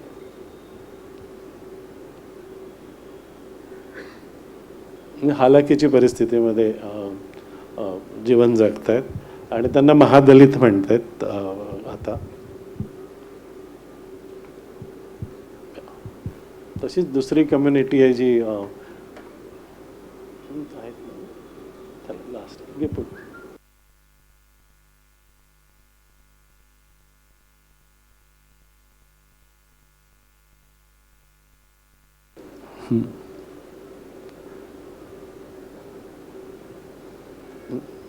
हे जो राशनच्या दुकानात जे अनाज पडलेलं असतं ते तो जमा करून आणतो आणि घरी जाऊन तो मग वेगळं वेगळं करतो आणि मग तो चक्कीवर जातो.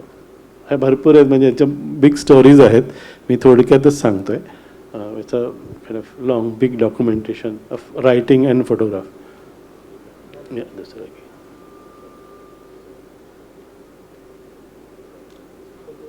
घे, मुसहार घे.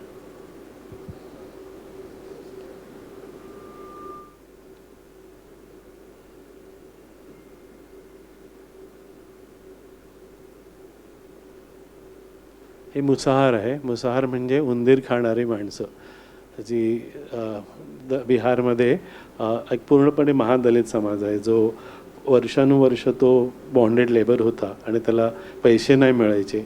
काम जे आहे ते तिथे शेतावर काम करायचं किंवा शेताचं काम संपलं का पहिले काय होतं की धान्याची कोठारे मोठी मोठी होती, तर ते जे उंदीर राहायचे ते फार चांगले असायची क्वालिटीची, म्हणजे नॉट क्वालिटी पण ते त्यावेळेस ते खायचे. पण आता जी आहे ती वेगळेच उंदीर आहेत, म्हणजे ते आता खाऊ पण शकत नाही. तर यांची एवढी हालाकीची परिस्थिती आहे की आजही शाळेत जाऊ शकत नाही विद्यार्थी, मुलं बसू शकत नाहीत, कारण की जर अंगणवाडीमध्ये जरी तो जाऊन बसला तर दुसरा जो समाज आहे तो त्याला बसूच देणार नाही. म्हणजे स्टिग्मॅटिक अनटचेबिलिटी फुल फॉर्ममध्ये आहे. त्यांची घरं आहेत बिहारमध्ये, म्हणजे घरं नसतातच, ते घर जे भोगदाड असतं काहीतरी त्याच्यामध्ये, कारण की व्यवसायच नाही आहे. तोच व्यवसाय आहे की झाडू मारणे, सफाई करणे किंवा गटारमधनं जाऊन गटार साफ करणे किंवा सेफ्टिक स्टॅम्प साईन करणे. आणि हे चित्र आहे आत्ताचं, म्हणजे मी दाखवत पण नाही, कारण की हे दाखवू पण शकत नाही मी ॲज अ फोटोग्राफर की ते लहान मुलं आहेत आणि ते तसे आहेत. आणि ही पहिल्यांदा मी काल एका टेलिव्हिजनसाठी केलं आणि आज तुम्हाला दाखवते. ही घरं आहेत. एक म्हणजे हाच समाज आहे जो आपल्या देशात आहे, आपला नागरिक आहे आणि तो या परिस्थितीत राहतो आजही. हीच गोष्ट मला वारंवार सांगायची असते की एक आपलाच भारतातला देशाचा नागरिक आहे, बाहेरचा नाही आहे, आणि त्याची ही परिस्थिती आहे, आर्थिक सामाजिक उतरंडीवर राहणारा माणूस आहे.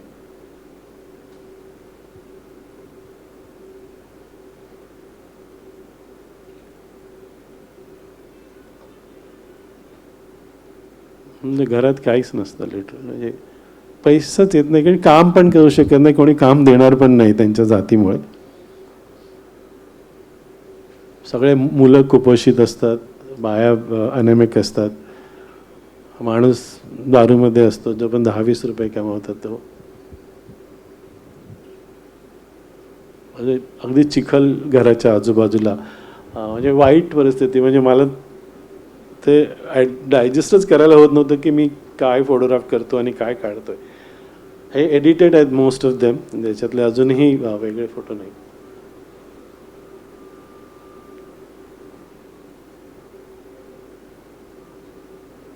सगळे गेल्या गेल्या तुम्हाला मुलं लहान आणि 11 वर्षापर्यंत मुली तुम्हाला नागडे दिसतील.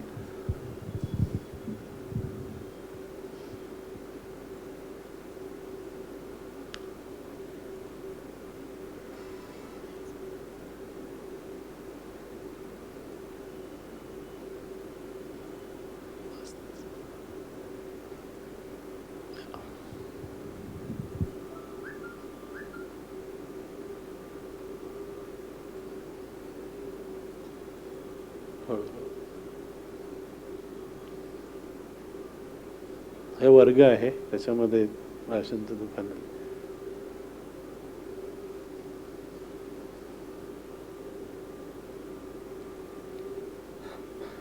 सर्वात जास्त महिला आणि मुलांची जास्त दुर्दशा.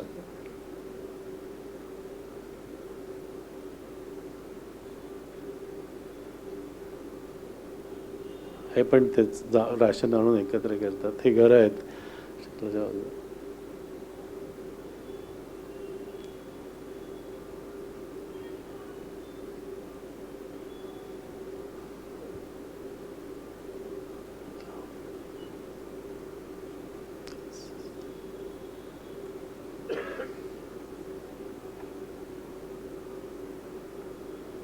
हे प्रत्येक घरातलं चित्र आहे असं.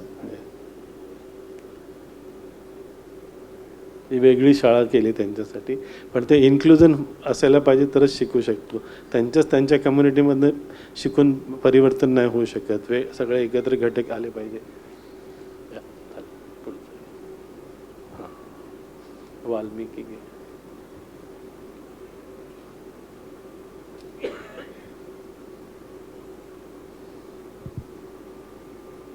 ही वाल्मिकी आहे. आता मला माहीतच आहे की वाल्मिकी कोण होते, त्यांनी काय केलं, आणि त्यांच्या कम्युनिटीबद्दल आपण काय करतो हे चित्रामध्ये माहिती पडेल. की त्यांचं नाव जरी काढलं तरी त्यांचं वाल्मिकी सांगितलं एक मोठी भिंत त्यांच्या आणि आपल्यामध्ये होते. आणि त्यांचा व्यवसाय काय, सेम जो डेड ॲनिमल्स उचलणं किंवा गटर साफ करणं.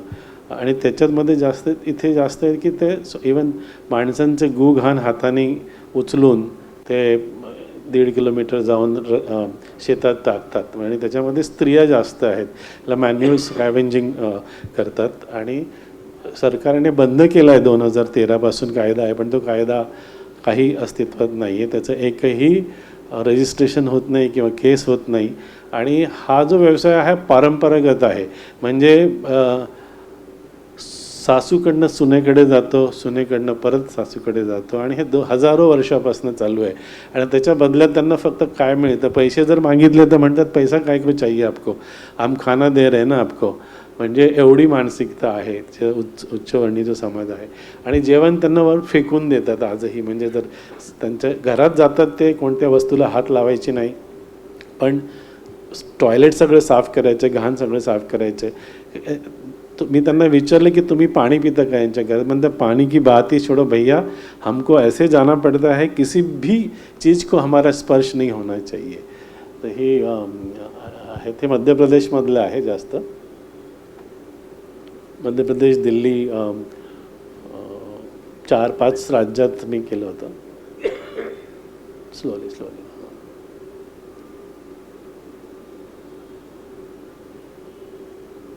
ही ती विष्टा घेऊन जाते हाताने जमा करून. मीना देवी आहे, गेले 35 वर्षापासून सासूने तिला दिलं होतं. एक 10 घरं असतात, प्रत्येकानं 10 घरं वाटून घेतात आणि 10 घरातले 1 रुपये 2 रुपये देतात महिन्याला. 30 ते 50 रुपये. हे ड्राय लॅट्रिन आहेत.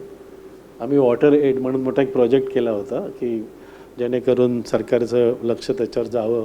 एक्झिबिशन, फिल्म्स पण केल्या 2-4 की प्रथा बंद व्हाव्या म्हणून.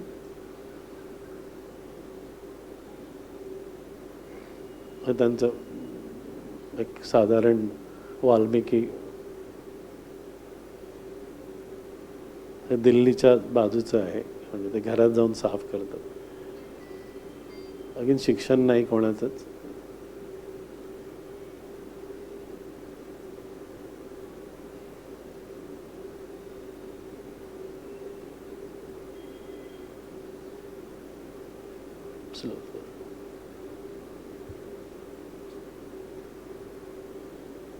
झालं,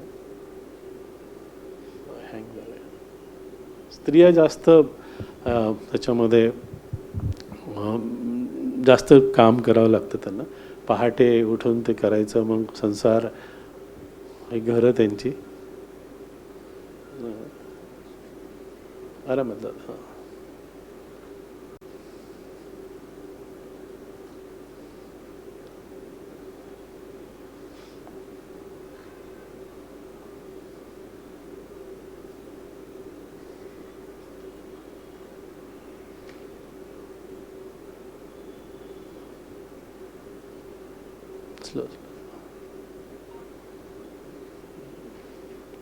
त्याचा नवरा सेप्टिक टँकच्या क्लिनिंग करताना डेथ झाली होती, तर तिला जॉब मिळाला. तो हा वाचला कारण की हा उंच होता म्हणून.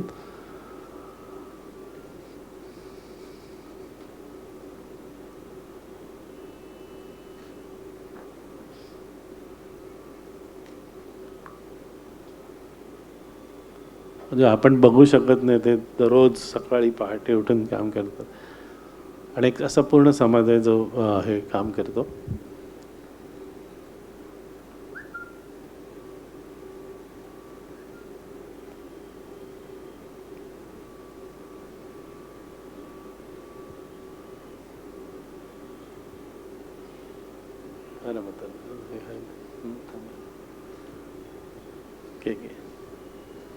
सिरीज आहेत with long captions, so people can read and express and understand.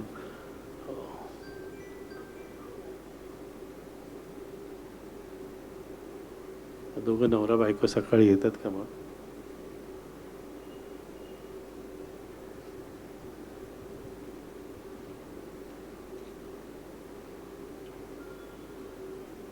एक आहे, अजून एक आहे शेवटचं. आणि शिक्षण महत्त्वाचं आहे. शिक्षणशिवाय पर्याय नाही. ह्या 4-5 सिरीज होत्या, म्हणजे अजून आहेत. तर तुम्ही प्रश्न विचारत तर मी वेगळं पण काम दाखवतो. तुमच्याकडे किती वेळ आहे मला माहीत नाही, पण ह्या 4 सिरीज शेअर करत होतो.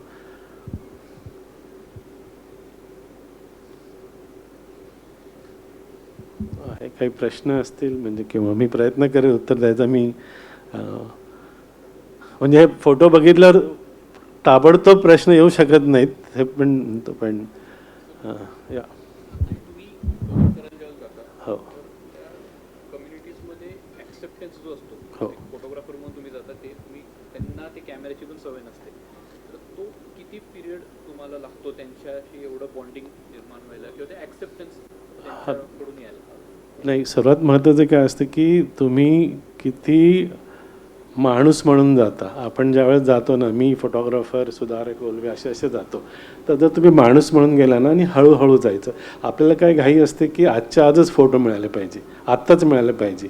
आपण शिकत नाही, बसत नाही त्यांच्या घरी, किंवा ते बसायला सांगतात आणि आपण बसत नाही. आपल्याला माहीत असते की त्याचं घर घाण आहे आणि तुम्ही उभेच राहता. तो पाणी ऑफर करतो, तुम्ही म्हणता नाही मी पाणी पी के आया, आणि 10 मिनिटांनी तुम्ही तुमची बॉटल काढता आणि पाणी पिता, तर तुमचं डिस्कनेक्ट झालं त्याच वेळेस. तर तुम्हाला बेडरूममध्ये कशाला घेऊन जाईल, तुम्ही त्याच्या घरी बसत नाही, पाणी नाही. तर ट्रस्ट फार महत्त्वाचं आहे की हाऊ फास्ट तुम्ही ट्रस्ट हे करता. आणि सर्वात महत्त्वाचं म्हणजे तुम्ही काय करता हे क्लिअरली ट्रान्सपरंटली सांगायचं की मला हे फोटो काढायचे आहेत आणि मी या फोटोचं हे करणार आहे, पुस्तक करणार आहे, प्रदर्शन करणार आहे, मला हा फायदा होईल, हे नुकसान होईल. आणि ज्यावेळेस तुम्ही ट्रान्सपरंटली सांगता त्यावेळेस डोअर्स ओपन होतात, ट्रस्ट होतो. आणि एका दिवशी नाही, you go back again and again. So at least 2-3 वेळा जा, पहिले समजून घ्या, ऐका, अंडरस्टँड करा आणि त्याच्यानंतर मग then automatically you start walking. It is not just one day तुम्ही गेलात आणि फोटो काढून संध्याकाळी रिलीज केलं नाही. म्हणजे तुम्ही जंगलात जरी गेलात तोच नियम आहे, तुम्हाला बसावं लागतं 6-7 तास, ऐकावं लागतात. आणि everybody has to tell, you have to listen their stories. And once you listen the stories then they were accepted की माझं ऐकलं आहे. आणि कारण की आपण ऐकत पण नाही कोणाचं, आपलं चालू असतं. So I think you have to build a trust आणि डिग्निटिफाईड झालं पाहिजे काम. म्हणजे असं एकही फोटोग्राफ नाही जो डाऊन अँगलने काढला आहे आणि त्यांना लार्जर दॅन लाईफ केलं आहे, किंवा असं एक पण अँगल नाही जो टॉप अँगलने काढला आहे. It's very I level, everything if you see it's in this level. मला तसं पण आवडत नाही, तिथून बोलायला पण आवडत नाही. यू टू रिलेशनशिप आणि फ्रेंडशिप, म्हणजे मैत्री करून आणि बसून बोलून. Then you any difficult communities. पंजाबमध्ये पण मी सेव्ह द गर्ल चाइल्ड केलं. पंजाबच्या घरात जाणं फार मुश्किल आहे, एवढं मोठं मोठं आहे की आणि सिरीज करत होतो की भ्रूण हत्या करतात. पंजाब, हरियाणा, उत्तराखंड असे 4-5 नोटोरियस स्टेट आहेत, त्यांना मुलगी नकोच असते, त्यांना फक्त मुलंच पाहिजे. अरे म्हटलं असं कसं? एका घरात गेलो 11 मुली तरी 12वा मुलगा पाहिजे. म्हणजे म्हटलं एक झारखंडमध्ये एका घरात गेलो तर ती मुलगा व्हायसाठी पूजा करत होती, म्हणजे पुजारी बिजारी आणून. म्हटलं काय म्हणजे. आणि भ्रूण हत्या तर अशी चालायची. आत्ता थोडंसं त्याच्यामुळे हे आलं आहे. पण मग आम्ही तर काय केलं की हळूहळू तिकडच्या बायाशी मैत्री केली. आणि माझ्याबरोबर ऑलवेज तिकडचे लोकल असतात ज्यावेळेस सोबत असतात, बिकॉज एका दिवसात तुमचा ट्रस्ट नाही होऊ शकत. So there are people who is working for last 20 years, 15 years. Then they are my आणि आईज. आणि मग my technical skill is automatically come. Plus मला माहीत आहे की आपले जोडे कुठे काढायचे ते मला बरोबर माहीत आहे. तर तुम्ही जोडे काढले की तुम्ही बरोबर जाऊ शकता. आपण काय करतो, जोडे घेऊन त्यांच्या घरावर जाऊन म्हणून फोटो काढायचा अँगल बघून. तर you have to be very careful. It's very much possible. तुम्हाला लोक पूर्ण भारतात मी फिरलो आणि सगळे वेलकमिंग येतात. एक पण कम्युनिटी अशी नाही, म्हणजे कोणतीही घ्या, श्रीमंत घ्या, गरीब घ्या, किंवा फेस्टिवलमध्ये जा, एवढं वेलकमिंग आहेत सगळ्याच्या सगळे. But you have to manage that. Yes sir. 80 वर्ष झाली स्वातंत्र्य मिळून. हो. आणि तुमचे फोटो बघून किंवा हे बघून सरकारकडे काय योजना, सरकारमध्ये काय बदल झाला का? तुमच्या पद्मश्री तुम्हाला दिली, हो. सरकारमध्ये काय बदल झाला का? स्वच्छ भारत अभियान झालं ना सुरू, अजून काय माहिती नाही. पॉलिसीज आहेत ना अशा एका दिवसात होत नाहीत त्या. म्हणजे फ्री रॅशन देणं हा जर सरकारचं धोरण असेल तर मला नाही माहिती, म्हणजे मी फार लहान आहेत त्या बाबतीत बोलायला. पण मी एक उदाहरण सांगतो की ही माझी जी पहिली सिरीज आहे जी रतन टाटांनी बघितली. आणि रतन टाटांनी विचारलं की आपण हे मुंबईमध्ये का फोटो असे बघतो, आपल्याला बदलायचं आहे. आणि मग त्यांनी काहीतरी करोडो रुपये गरिमा म्हणून एक प्रोजेक्ट सुरू केला या फोटोग्राफमधनं.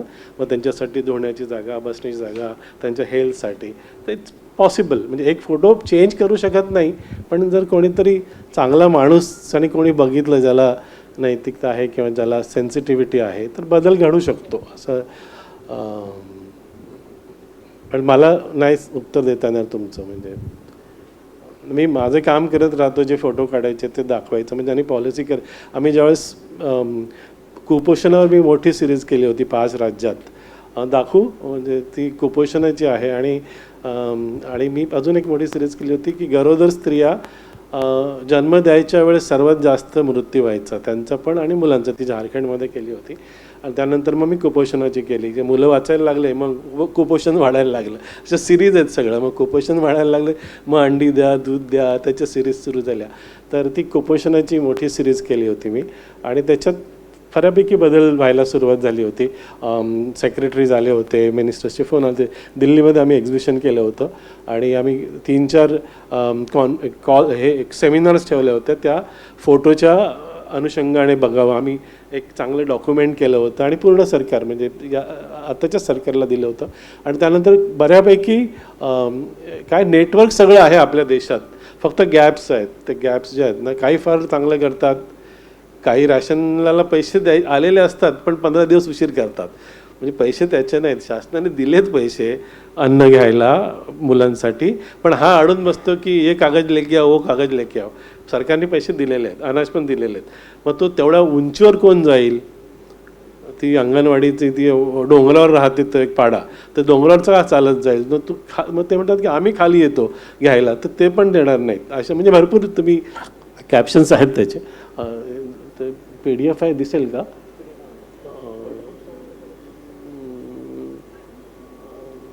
नाही, इथे नाही, इथे नाही. तुम्ही दुसऱ्या फोल्डरमध्ये आलात. सुधारक फोल्डरमध्ये जा. हां, ओपन करा. कोल्हापूर किंवा माल न्यूट्रिशन पण दाखवू शकतो.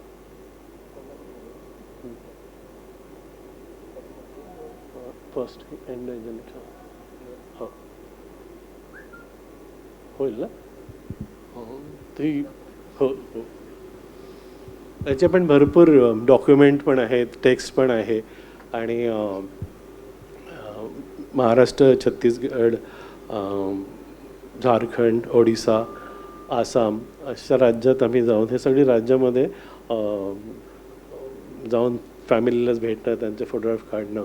तर आम्ही जेव्हा स्टोरी करतो तर आमच्याकडे, मी काय फिल्म मेकर नाही आहे किंवा व्हिडिओ नाही, मग तिकडचा प्रदेश दाखवतो, मग बिगिनिंग, मिडल आणि एंड असं आम्ही सिक्वेन्सिंग करत आहे. स्टोरीज आहेत त्या सगळ्या. तर मग सरकारने आता धोरणं पण केले की आईला पण जेवण मिळालं पाहिजे, मुलाला पण मिळालं पाहिजे. तर तिथे जातात, 5 दिवस 7 दिवस राहतात, त्यांचं तब्येत पण ठीक होते, पण घरी आल्यावर परत कामाला जाते ते मुलाला सोडून. तर मग दिवसभर फिडिंग मिळत नाही मुलाला, किंवा आईला दुपारचं जेवण मिळत नाही. तिघांचाही त्याच महिन्यात मृत्यू झाला होता. हिने फक्त काय चुकी होती हिची, हिने जेवली नाही म्हणून त्या मुलाला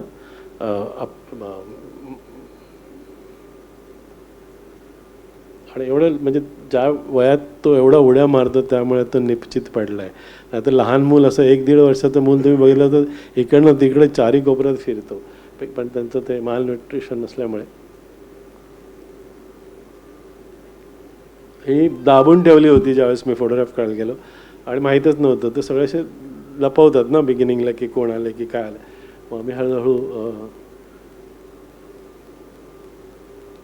प्लस जे कल्चर आहे, लहान वयात लग्न करणं, मग 2-2, 3-3 मुलं. By the 21 she got 3 children. So it's going to be a problem. घरात काही नाही आहे, ते आता जस्ट हॉस्पिटलमधनं आले, हॉस्पिटलमध्ये जात नाही डिलिव्हरी करायला, तर तिथे जास्त डेथ होतात.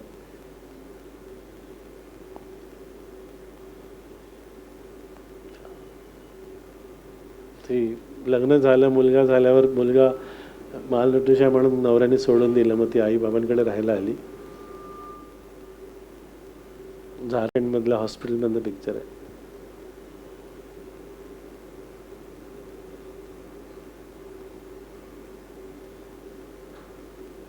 अंगणवाडी आहे जिथे जेवण मिळतं, आणि दुपारचं आणि दोघांसाठी.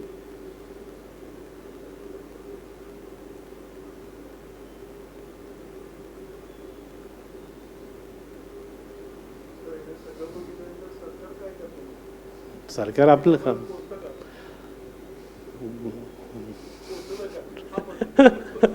गांधी साहेब तिथे सर आहेत. तुमचं काम, मी काय करतो ते एकत्र काम करतो ना, ते इम्पॅक्ट यासाठी की लोकांना जास्त. आता ही आहे ना, मी हा फोटो काढला नव्हता, अगेन बॅक.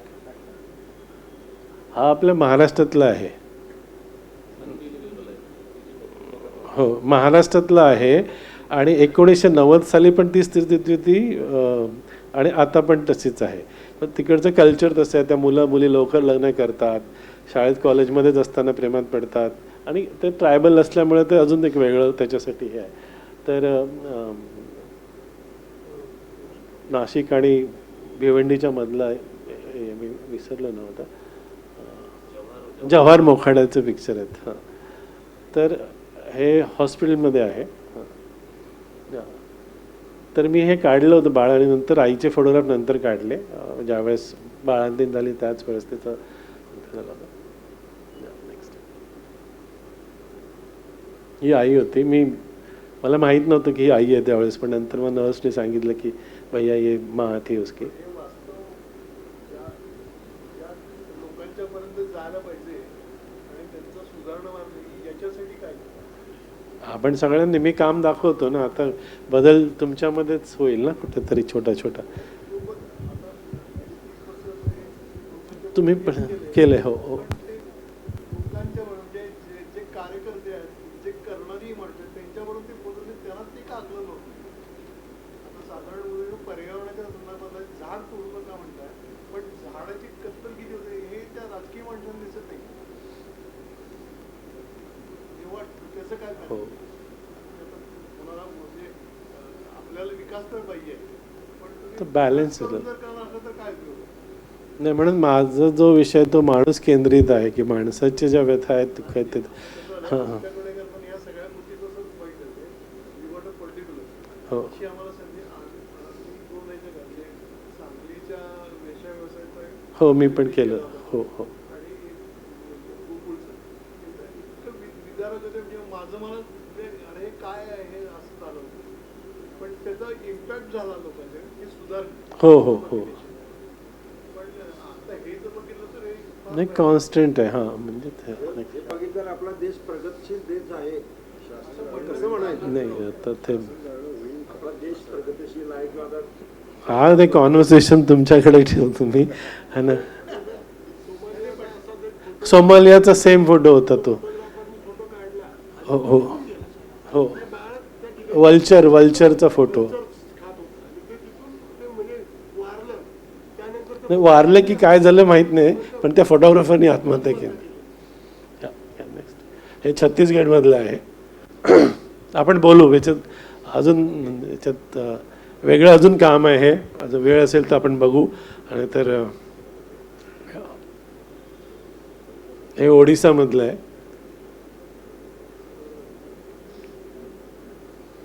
छत्तीसगड ज्यावेळेस मूल होतं त्यावेळेस ते दुसऱ्या जसं जिथे गाईचा गोठा वगैरे असतो ना तिथे ठेवतात, कारण की ते अनटचबिलिटीज सारखं होतं की ही पवित्र आहे अपवित्र आहे. ते त्यांचं स्वतःचं कल्चर आहे त्याप्रमाणे.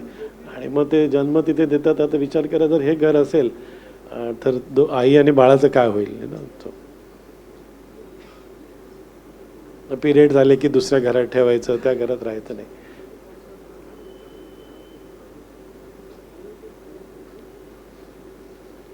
मला वाटतं आपण बंद करूया, लोक उठायला लागलेत. Washroom break. हां तर ती फिडिंगसाठी आता चालली.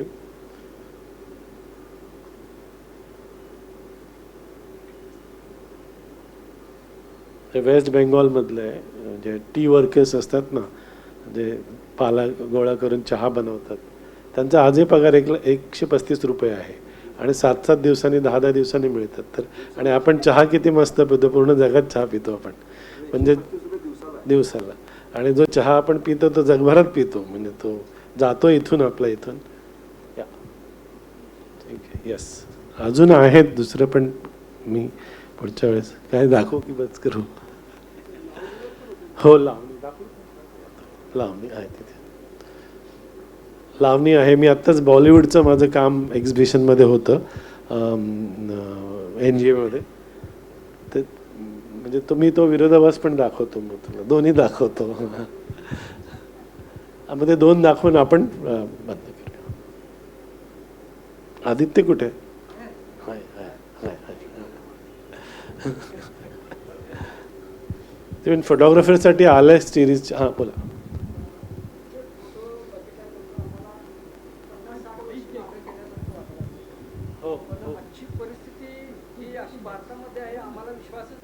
देव माईक देव.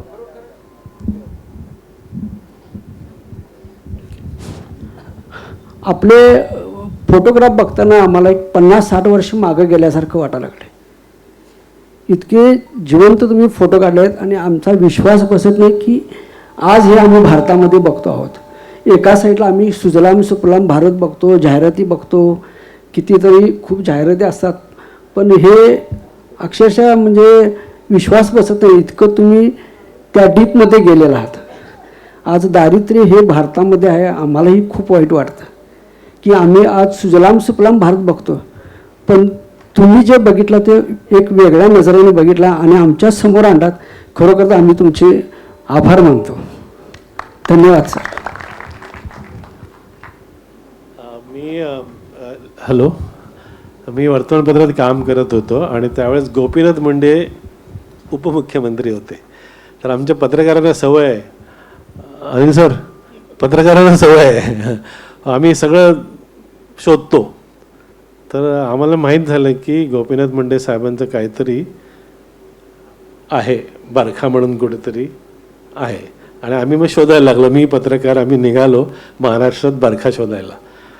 आणि आम्हाला बरखा भेटली आणि आम्ही त्याचं टायटल दिलं बरखा बहार आई, आणि खाली गोपीनाथ मुंडे आणि त्यांची इंटरव्ह्यू होती. तर त्यावेळेस ती पहिली ओळख होती माझी तमाशाच्या बारीवर जायची. त्याच्या अगोदर तमाशा म्हणजे मराठी माणसाला तमाशा म्हणजे घाबरतच, जायला तर परवानगीच नव्हती. आणि तमाशा बघायला चाललं म्हटल्यावर घरातली बाई पण पिंजरा बिंजरा जिने सिनेमा बघितल्यावर कोणी जाऊ देणार नाही. तर ती वेगळी गोष्ट होती. ती त्यांचं त्या सिनेमाने पण फार नुकसान झालं. ही एक कोलाटी समाज आहे. हा अगेन नोमॅडिक ट्राईब आहे. एका गावातनं दुसऱ्या गावात जाणं, आणि इथे स्त्रिया ज्या आहेत त्या आई आणि मुलगी असा दोघांचा संच असतो आणि त्यांच्या पार्ट्या असतात. तर ह्या बारी पार्ट्याज आहेत ज्या आता सोलापूर, पंढरपूर आणि बीडच्या जो चौफुला, त्या जवळजवळ 15 ते 16 थिएटर्समध्ये मी जाऊन राहायचो. म्हणजे पहिले मी ती स्टोरी केली आणि मला समजलं अरे लावणी इथे आहेत आणि सुंदर सुंदर स्त्रिया आहेत. म्हटलं चला आपण जरा हा करू. आणि मग त्यात लक्षात आलं की जो सोशल हे होतं की त्या कोलाटी समाजाच्या आहेत. आणि हे कोविडमधलं पिक्चर आहे. हे सिक्वेन्स नाही आहे याच्यात, पण मी तुम्हाला दाखवतो. ही मी हिचे फोटोग्राफ ज्यावेळेस ती 18 वर्षाची होती त्यावेळेस काढली. नंतर परत 20 वर्षानंतर मी त्यांच्या घरी गेलेलो, मग परत फोटोग्राफ काढले. आणि मग ज्यावेळेस मी हे प्रदर्शन आलं त्यावेळेस त्या ट्रूपला बोलवलं होतं आणि विद्याबालांनी येऊन ते ओपनिंग केलं होतं एक्झिबिशनचं.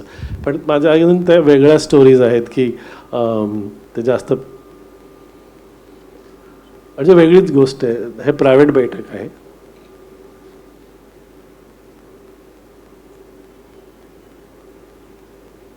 संध्याकाळी 6 वाजता सगळं सुरू होतं मेकअप करणं, आणि 8च्या सुमारास थिएटर सुरू होतं 8 ते 12 वाजेपर्यंत.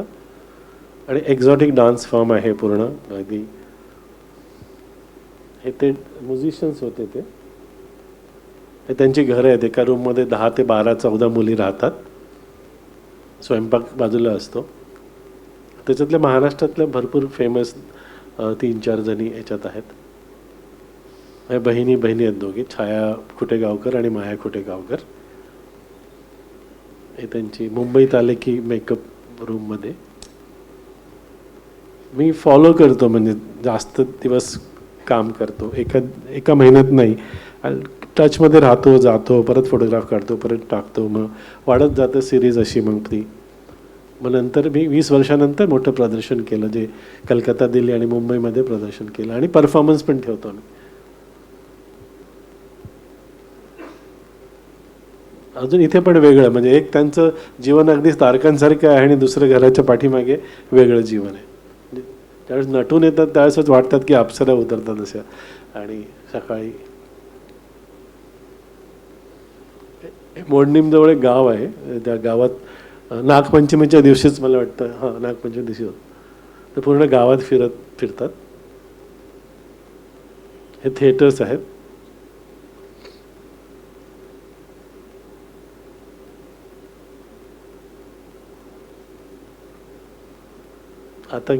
आता मी गेलो ज्यावेळेस सगळ्यांकडे 15-20 मोबाईल फोन होते घरी. त्यावेळेस इथे 7-8 मुले अशा लाईनमध्ये उभा राहायच्या आणि एक फोनवर थांबायचे. हा फोन गेल्याशिवाय तो माणूस संध्याकाळी परत आला पाहिजे जो पैसे देणारा आहे, म्हणून ते फोनवर आहे.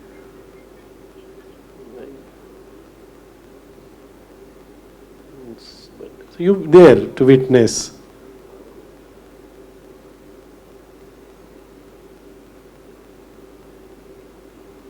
ही छाया आहे.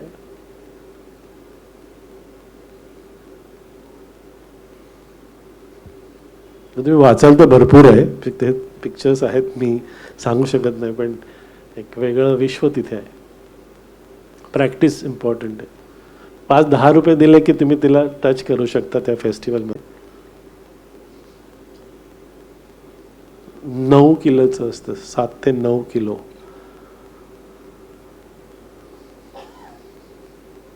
आणि ते ट्रेडिशन लोप पावलं. आपली ही महाराष्ट्राची लोककला आहे, पण ती संपायला आली. हे थिएटर्स असतात असे.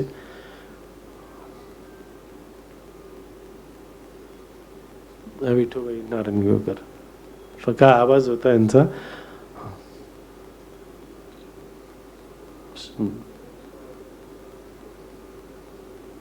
म्हणजे कंटिन्युअसली जेव्हा असेल त्यावेळेस वेळ मिळाला जाऊन डॉक्युमेंट करणं, फोटो काढणं, पण कीपिंग देम इन माइंड की कुठे आले की अच्छा आपण जायचं, मग तिथे मग सिरीज वाढत जाते. आता मी एक छोटीशी अजून म्हणजे तुमचं पूर्ण लक्ष जरा वेगळं घेऊन जातो आणि ती दाखवतो आणि मग बंद करतो किंवा प्रश्न उत्तर आपण घेऊ शकतो. बॉलिवूडचं दाखवूया आपण, म्हणजे तुमचं जरा डोकं होऊन चालेल ना.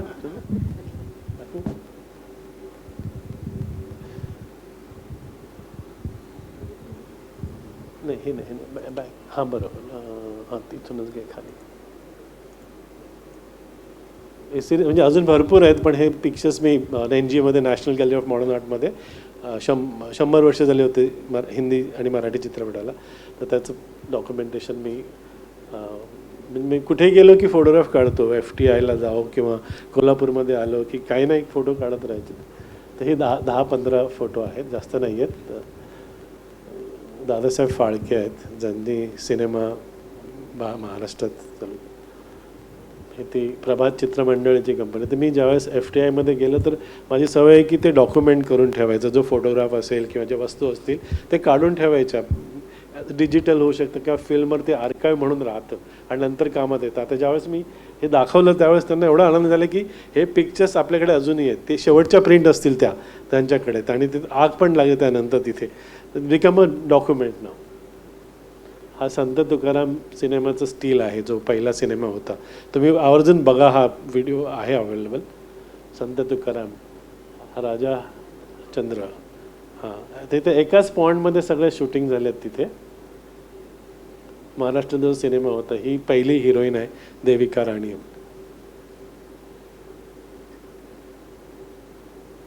म्हणजे पहिल्यांदा ज्यावेळेस सिनेमाचा शो झाला त्यावेळेस असे चित्र बघून लोक पळून गेले होते की ते हलतायत, फिरतायत, तर ते लोक पळत आहेत आणि सिनेमा चालू आहे. ते ल्युमियर ब्रदर्सचा या खाली मर्दन म्हणून सिनेमा. हे FTIची बिल्डिंग. आता सगळं वेगळं झालं. हे जवळजवळ 35 वर्ष झाले या फोटोग्राफ्सला घेऊन. मी जस्ट काढून ठेवले ते स्टुडिओचं आणि ते मध्ये इव्हेंच्युअली वेळ गेला आहे आणि चांगलं आहे की ते एक इतिहासात जातं एकदम. आता हे सगळे वेगळे स्टुडिओज झाले, पण फार महत्त्वाची जागा. हा पॉन्ड आहे जिथे ती शूटिंग झालेली आहे. तर आता काही वर्षांनी हा पॉन्ड पण राहणार नाही, तिथे बिल्डिंग येईल. Become a important photograph latest आहे. हे विजडम ट्री आहे. तर most of the film makers, actor तिथे बसून गप्पा करतात.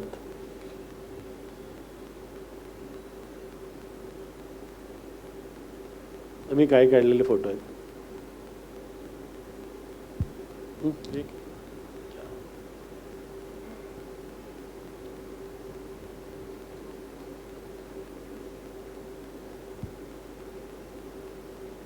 श्याम बेनेगल सर, मी पण तेच तुमचे मित्र आहेत ना अनिल सर. ते एवढा जबरदस्त माणूस आहे. 2 मिनिट.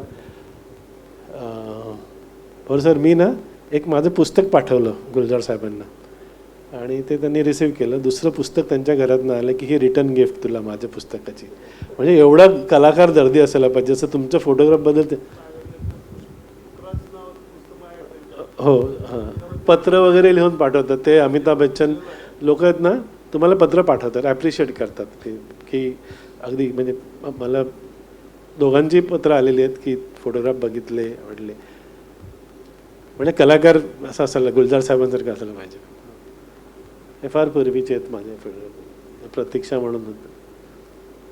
ह्याच्यामध्ये बिझनेसमॅनचे नाही आहेत, पण मी जास्त करून मुंबईतले जे सगळे बिझनेस आहेत किंवा ॲक्टर्स आहेत त्यांच्या घरी जाऊन फोटोग्राफ केले. तो माझा जॉब होता त्यावेळेस. ज्यावेळेस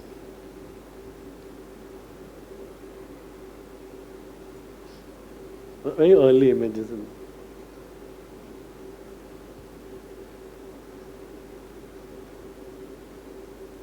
माझं आवडतं म्हणजे मी आवड असायला पाहिजे प्रत्येकाला काही गोष्टीची, तर ते आवडीचं आहे परिणाम आहे.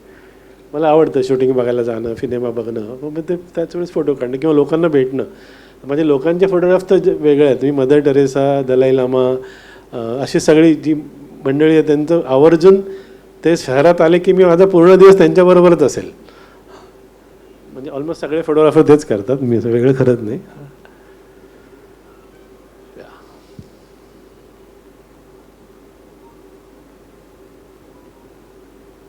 दोन्ही विश्व बघितले. Thank you very much. धन्यवाद. हां आता मी आणलेलं आहे, मी विचार आहेत माझ्याकडे. कोल्हापूरचं काय केलेलं मी, पानगंगा मला कुठे घेऊन गेलं होतं आधी, तर घेऊन गेलं होतं 2-4 ठिकाणी. हां रंकाळाला गेलेलो.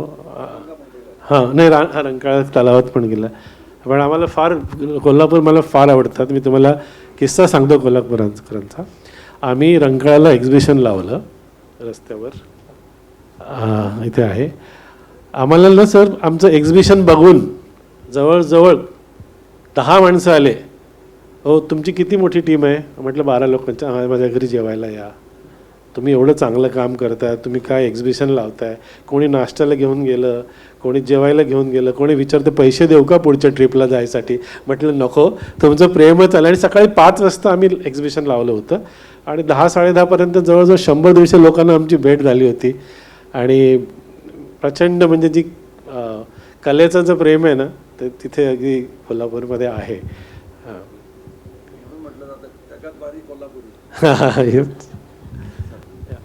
थँक्यू.